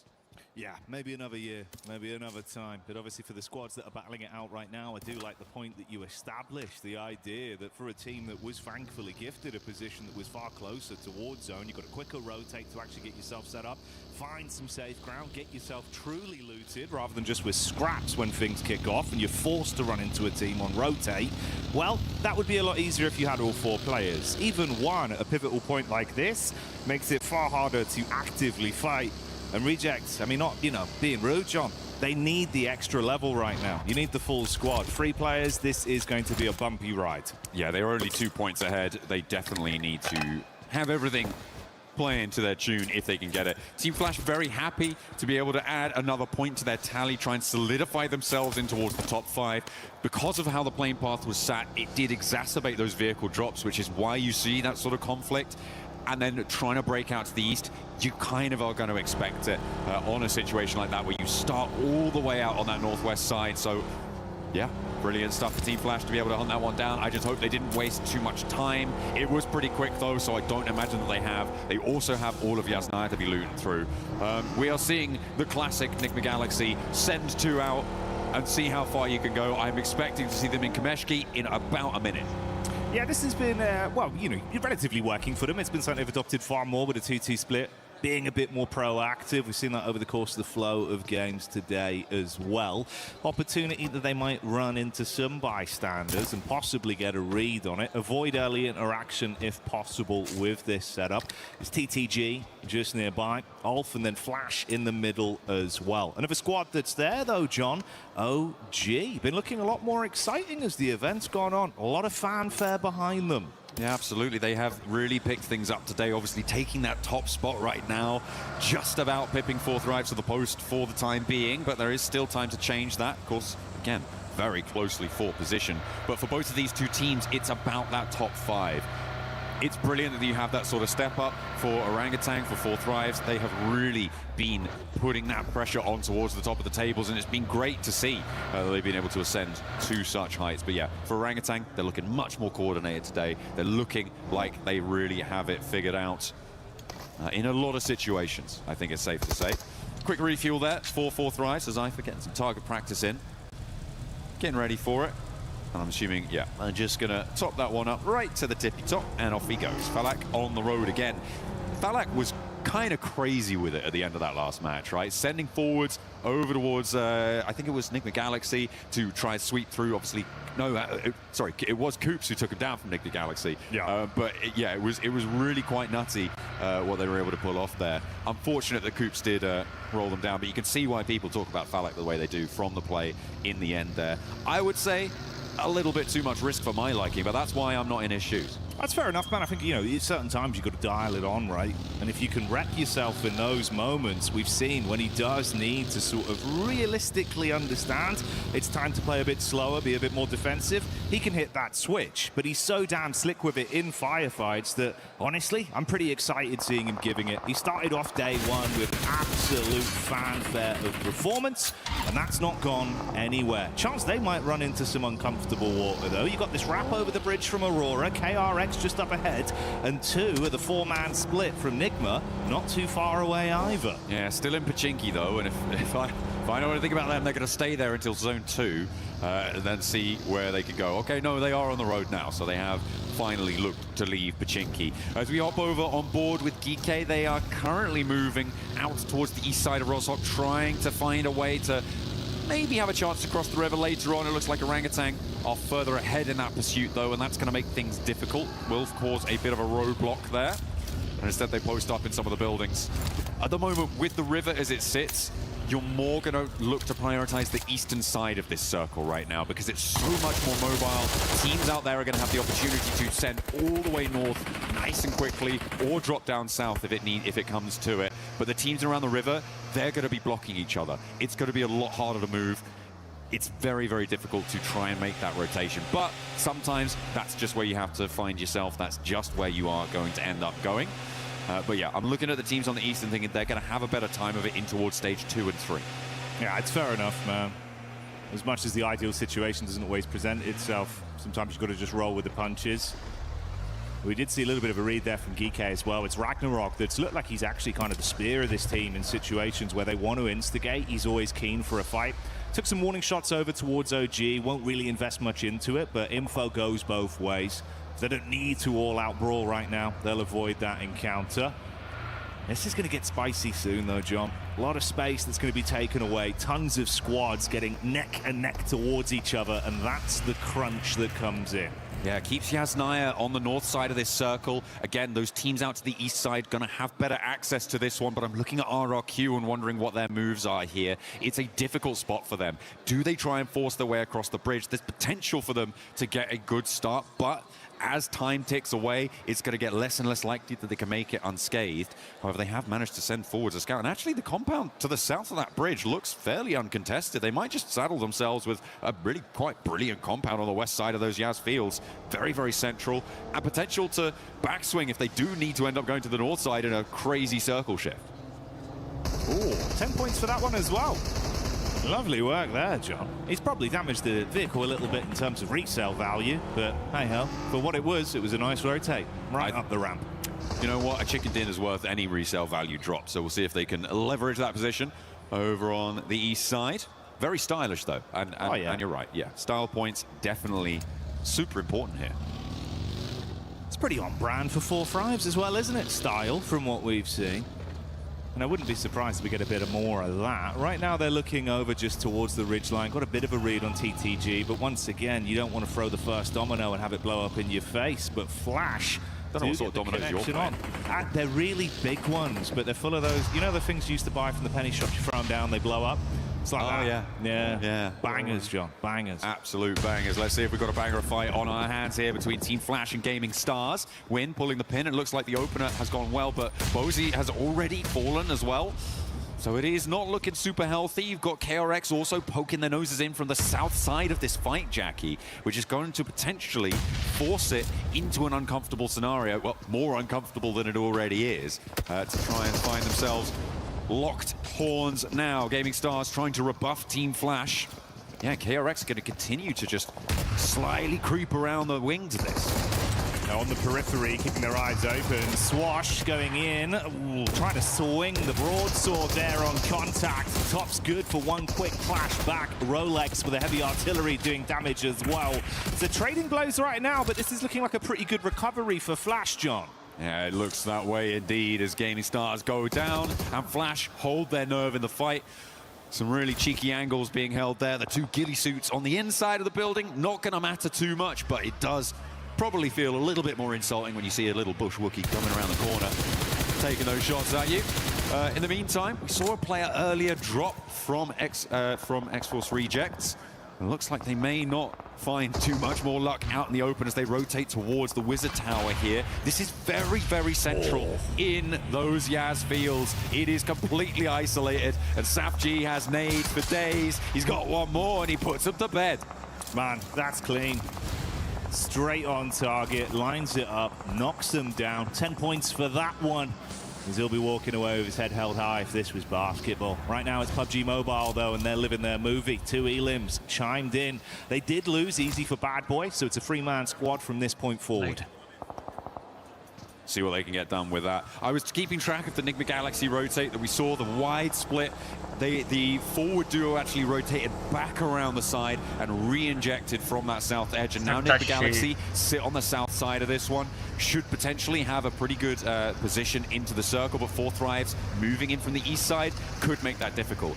This is an interesting rotate coming through from AGAL, right? They are actually going over the north side of the Yaz Lake, followed by Alula, but they're going to have to try and cross the bridge. It looks like that Roshok bridge is going to be available for them, but are they going even further west? Okay, fair enough. If they don't have the scouting information, you might expect that Roshok bridge could be sat underneath. Yeah, I suppose the paralysis by analysis on that one, overthinking it just in case. We'll see if they take a bit of time for a slightly longer rotate on it. Right now, more of a scouting party mission to read things. Alula going to double back as well towards Yaz as they don't overcommit on the chase.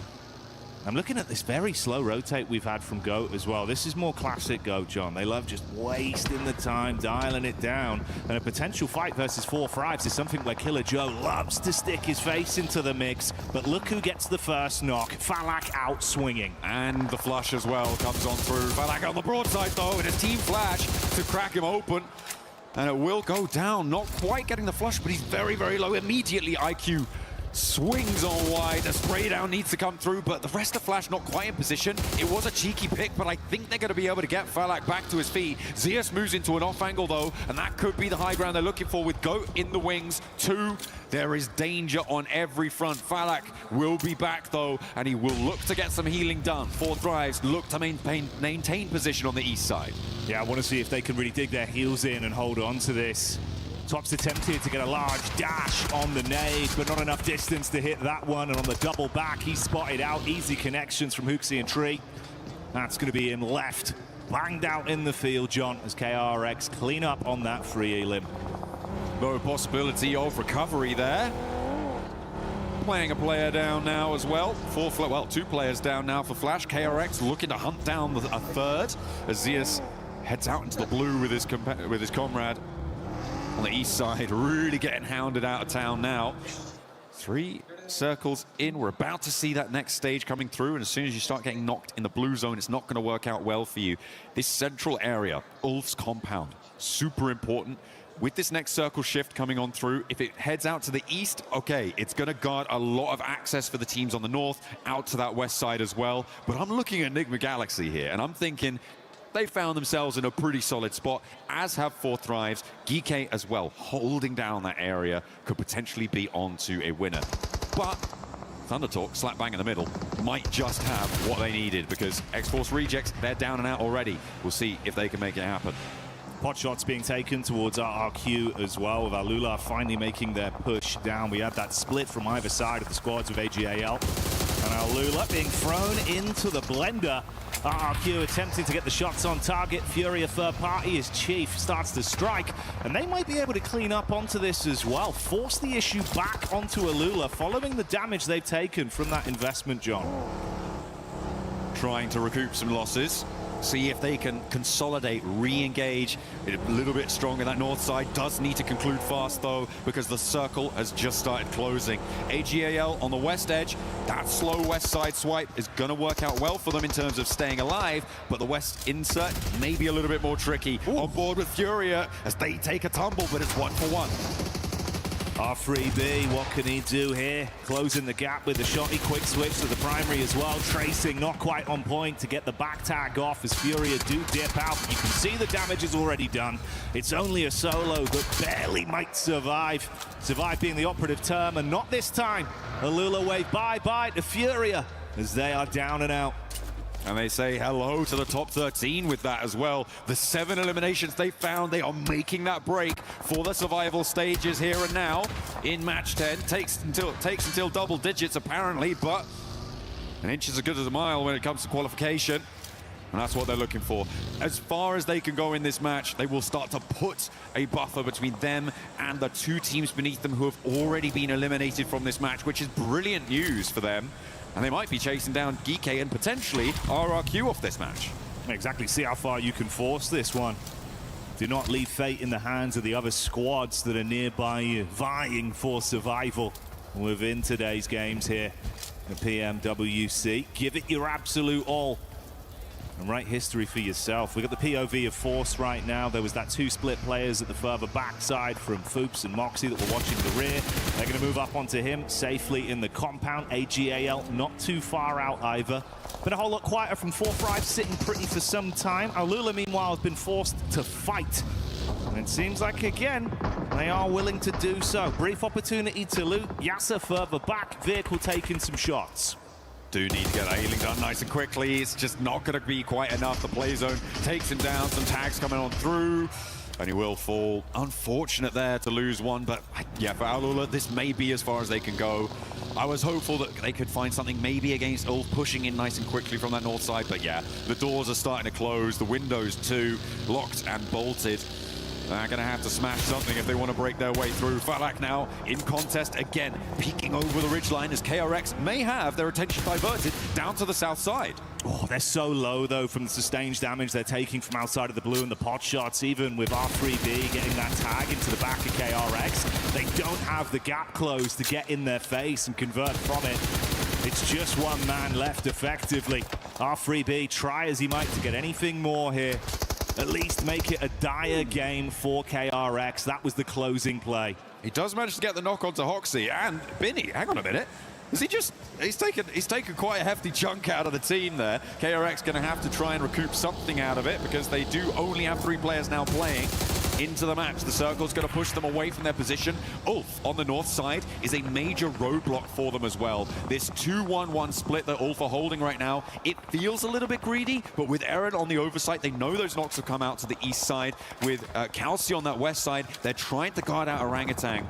I think the Kalsi will be the first to move if it comes to it, but Eren also needs to jet on in. Once they consolidate in their position, they're going to have a pretty good time on the north edge. GK getting backstabbed as well from Aurora. Good shots there to be able to split the squad into only 2 effective players remaining alive. AGAL hunkered themselves down towards the ditch after taking a few shots on target from Nigma. Ooh, backstab though as Joel gets eyes on Ralph. This could be interesting, John. You've also got Goat Team out in the southwest of this to potentially play spoiler to Nigma Galaxy if they get too embroiled to the north side. Ralph also does need someone to move out and pick him up. The rest of the team are further out to the northwest, and it might just be too far for them to go. Giving up on their compound, that's a really tricky decision to make, and Aurora and Goat are going to fight for the opportunity to take down the rest of Nigma Galaxy. The nade protocols have been good so far. Let's see if they can do it again. Aurora lining that one up. Good splash damage into the back. Force fighting from a distance. Moxie so low as Foops gets knocked. And Force living on a prayer there, but the double nade is enough to stop it. Only really Moxie that remains alive, but the nades don't stop, John. Oh dear, that old goat does need to try and stay alive as long as possible, but the bombardment continues, and Aurora stay alive with all 4 of their players. They're going to swing up towards the north side because Reefus is engaged now with Geeke over the top of the ridge. Doc wants to get stuck in too. Maybe a little bit more reticent now, though, as Reefus does have the challenge. Steps forward, SafG wins it, and Doc just wasn't there. The rest of Aurora, they weren't there either, and Reefus will be the price that they pay. But is there an answer? Is there retribution? Zyol looks to try and find one, but Geeke managed to get back behind the headland. A nade on in. Let's see if it's good. It splits the difference, takes down one more, and SafG now fighting for his life. Anything but safe in the position he's left in. Trying to clamber over the top of the bonnet. Low on health, about a quarter of his HP remaining. Shots on target as well to keep things uncomfortable. No moment of respite. No opportunity to catch your breath. Geeke gone. Silenced on this one from Aurora. But other sharks are in the water, John, and they smell that blood. Airing out in the open, not gonna matter though, because they've got backup. Doc takes a tumble. The knock is sent over their way. KRX are trying to scout out. Could maybe be dangerous for Ulf as they don't have their wits about them, but I'm hoping that they do right now. They will try and maintain that control over the northern side. Thundertalk Gaming have just been so quiet over the course of this whole match, Jackie. They've been in this position for a long, long time. They can stay there for a little bit longer, but I imagine you're going to have Aurora and Ulf on your doorstep pretty soon. And that's not a collective that you want at your front door. It's going to get messy pretty quickly. Top with the eyes locked on as well for the exit side towards Ulf. TTG just trying to keep their tails tucked between their legs, sitting pretty for at least an opportunity that's given to them. KRX that suffered heavy damage from that backstab. Halula making it uncomfortable did result in the downfall of Binny. So only a triple threat left. Vehicles for the rotate, but smoke coming out the bonnet. Not the best of health, but you'll take it. It's the only thing on offer. KRX in probably the most difficult position here. Depending on their timing, though, because Fourth Thrives and Ulf are both going to have to move. The question is, where do they target? And if you can find a cheeky little insert into the back of a third-party fight, something like that, KRX might have a better time of it. But it looks like Ulf are much more preoccupied with clearing out that backstop because they haven't taken that move just yet. KRX might just be walking straight into the fight. They want to try and take it down, Jackie. They want to get stuck into this one, battling down the ditch, but let's see if they can withstand the blows from Ulf. Scarface lines up one. Kaus buckles to Oxy. There's a reply from Falak as well from range onto QXX, so he's able to steal away some points amongst the interaction between these two squads. Panic stations now for Ulf. They've got to play medic, John, and Four Thrives, their eyes are lighting up. Four Thrives are already setting out. They are on the hunt. Hazypher and IQ following this one down to the bitter end, as only remnants of these two teams on the north side will still be in action. And Hazypher is all too happy to take those points, push OG off the top spot as well, and they are back in first place. On board with them, they got 4 players alive, playing from outside the circle. They'll need to find a route in. Living the dream right now. Further damage done. Meanwhile, we switch over to the POV of Aurora. Nice nades on target. Satan takes the brunt of the damage. Ulf still attempting to fight versus Four Thrives, but they're silenced as they cut their way through them. Lord battles back on the top, up close. Ralph can't withstand the fight from Joel. Good play with a shotty, and he's got space to be able to calm this one down, John. Tuck into the limited cover. AGAL from the sideline, though. Oh, getting stuck in. Sure, why not? Aurora down to 1, just Joel remains. Doc is a goner. There is no way that he's going to get that player back up. Surely not. Has to try and play on this high ground. The zone will keep him in if he moves forwards to some of these trees, but gonna stim up first, allow the blue zone to creep in. Doc, yeah, he's not coming back. That's gonna be confirmed now, as AGAL will take that point. Coops, the solo for Enigma Galaxy, who ruined the day for Four Thrives last time around. Let's see if he's going to do the same thing here, but they are on opposite sides of the circle. Might be a little bit harder. Zypher, though, wants to try and get all over this circle. It's not going to go well, though, as they do take a tumble. Phalanx down 2. Yeah, this is looking brutal now. 2 players removed. It's all on IQ. Brains at the operation as he sprints through the smokes, looking to get a lineup onto them. Shotgun special, but not enough to deliver the payload, John. AGAL withstand the fight, shut down 4 Thrives, and can they reset from this? No one in immediate vicinity to attack onto them. They might be able to reset cleanly. TTG advancing up onto Joel as well. They finally found a second elimination. They can leave here. They are the only team with 4 players alive. The pickups coming through on the east side is going to potentially give them a threat here, but this flex out needs to go well. It's only against 1 player, but that 1 player is Joel. So we'll see if he's got anything left in the tank. They disengaged from it. Interesting. Prioritizing staying in the zone, I guess. Yeah, for TTG as well, right? It feels like you're in such a risky position in terms of the overall standings. You've got to get out there and give us a little bit more of that confidence, but still trying to grind this one out all the way to the bitter end. Keep themselves in the contest of a fair 4-on-4 firefight, I suppose. Thinking about AGAL as more their big competition than risking it versus Joel. I mean, that high ground would have been great to try and suppress the rotation from AGAL for them. I feel like there's a lot of merit in trying to keep that hilltop going for you.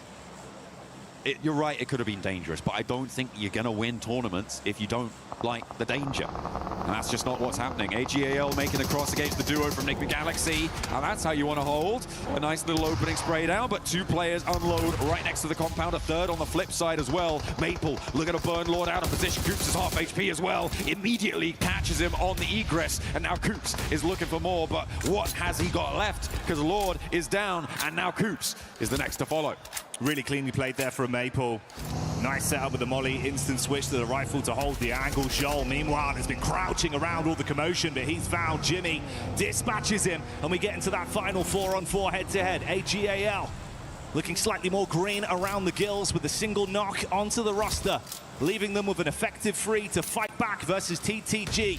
Jimmy already got a bit of his power rising off the back of the knock onto Joel. What more can he do here? Nades chucked out for defensive maneuvers. They're committing to get this res off, and there's no aggression to punish with the advantage. The nades not quite connecting for Thunder Talk. This is sort of getting a little bit messy, but look at this flex out on the east side, sitting, trying to find an angle, but regroups back in. They're sort of putting themselves on the northwest side of this circle. And not as much pressure as they might need. They do know the full lay of this fight, though. They know where all of these players are for AGAL, so the full information is there. They would hear those vehicles. They would spot the runouts coming through with Jimmy's angle there on the high ground. They might just be able to do something here. But 5 eliminations for AGAL, 3 eliminations for TTG. These are some fairly quiet games from these 2 potential winning candidates. Scary as well, man, looking at the setup on the angle. I felt like that was your one opportunity, at least, where you had an advantage in the engagement. Now, as time ticks by, it was a nice setup from XEZ on the top side, just scanning over the periphery of the building. They've got nades to play with as well, so if you crash onto this, TTG are going to have a bumpy ride through, dumping some of the defensive utility out as well. A few Molotovs into the field. Trying to hold on to a little bit more for later on when you get closer, when you get forced into known nade range. Much more tricky to hit it around the buildings. I mean, when you don't quite know exactly where they are, you can argue that it would be good to put them in now and maybe find an opening knock against AGAL, but they're going to look to try and levy that later on. Liu getting rezzed up there was a massive benefit for them. It means that they have this outpost all the way on an off angle. It's covering off so much ground and limits Thunder Talk's position really heavily. Not following through for that flush may have just been a crucial mistake for Thunder Talk. On the other side of the coin, it's a play that could pay dividends for AGAL. This is the worrying duo setup as well.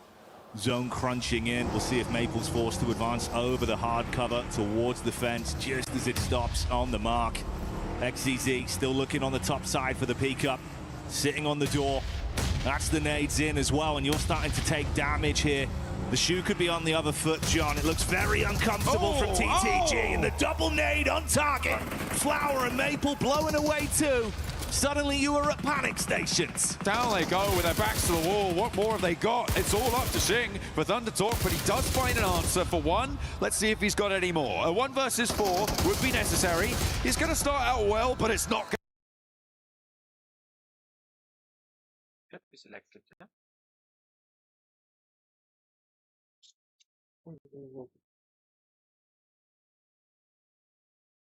Gonna go his way. Thunder Talk cower on the northwest side. They just are too his way. Suddenly you are at panic stations. Down they go with their backs to the wall. What more have they got? It's all up to Sing for Thunder Talk, but he does find an answer for one. Let's see if he's got any more. A 1 versus 4 would be necessary. He's going to start out well, but it's not going to go his way. Thunder Talk cower on the northwest side. They just into that area earlier on. It felt like they kind of threw that one all away, to be honest, Jackie. And when you're at the bottom of the tables, you need to be throwing caution to the winds, not throwing it into the bin. Yeah, it's brutal, man, because obviously that's the thing, you know, it's everything to gain, nothing to lose in those kind of moments of how close we are towards the end of the day.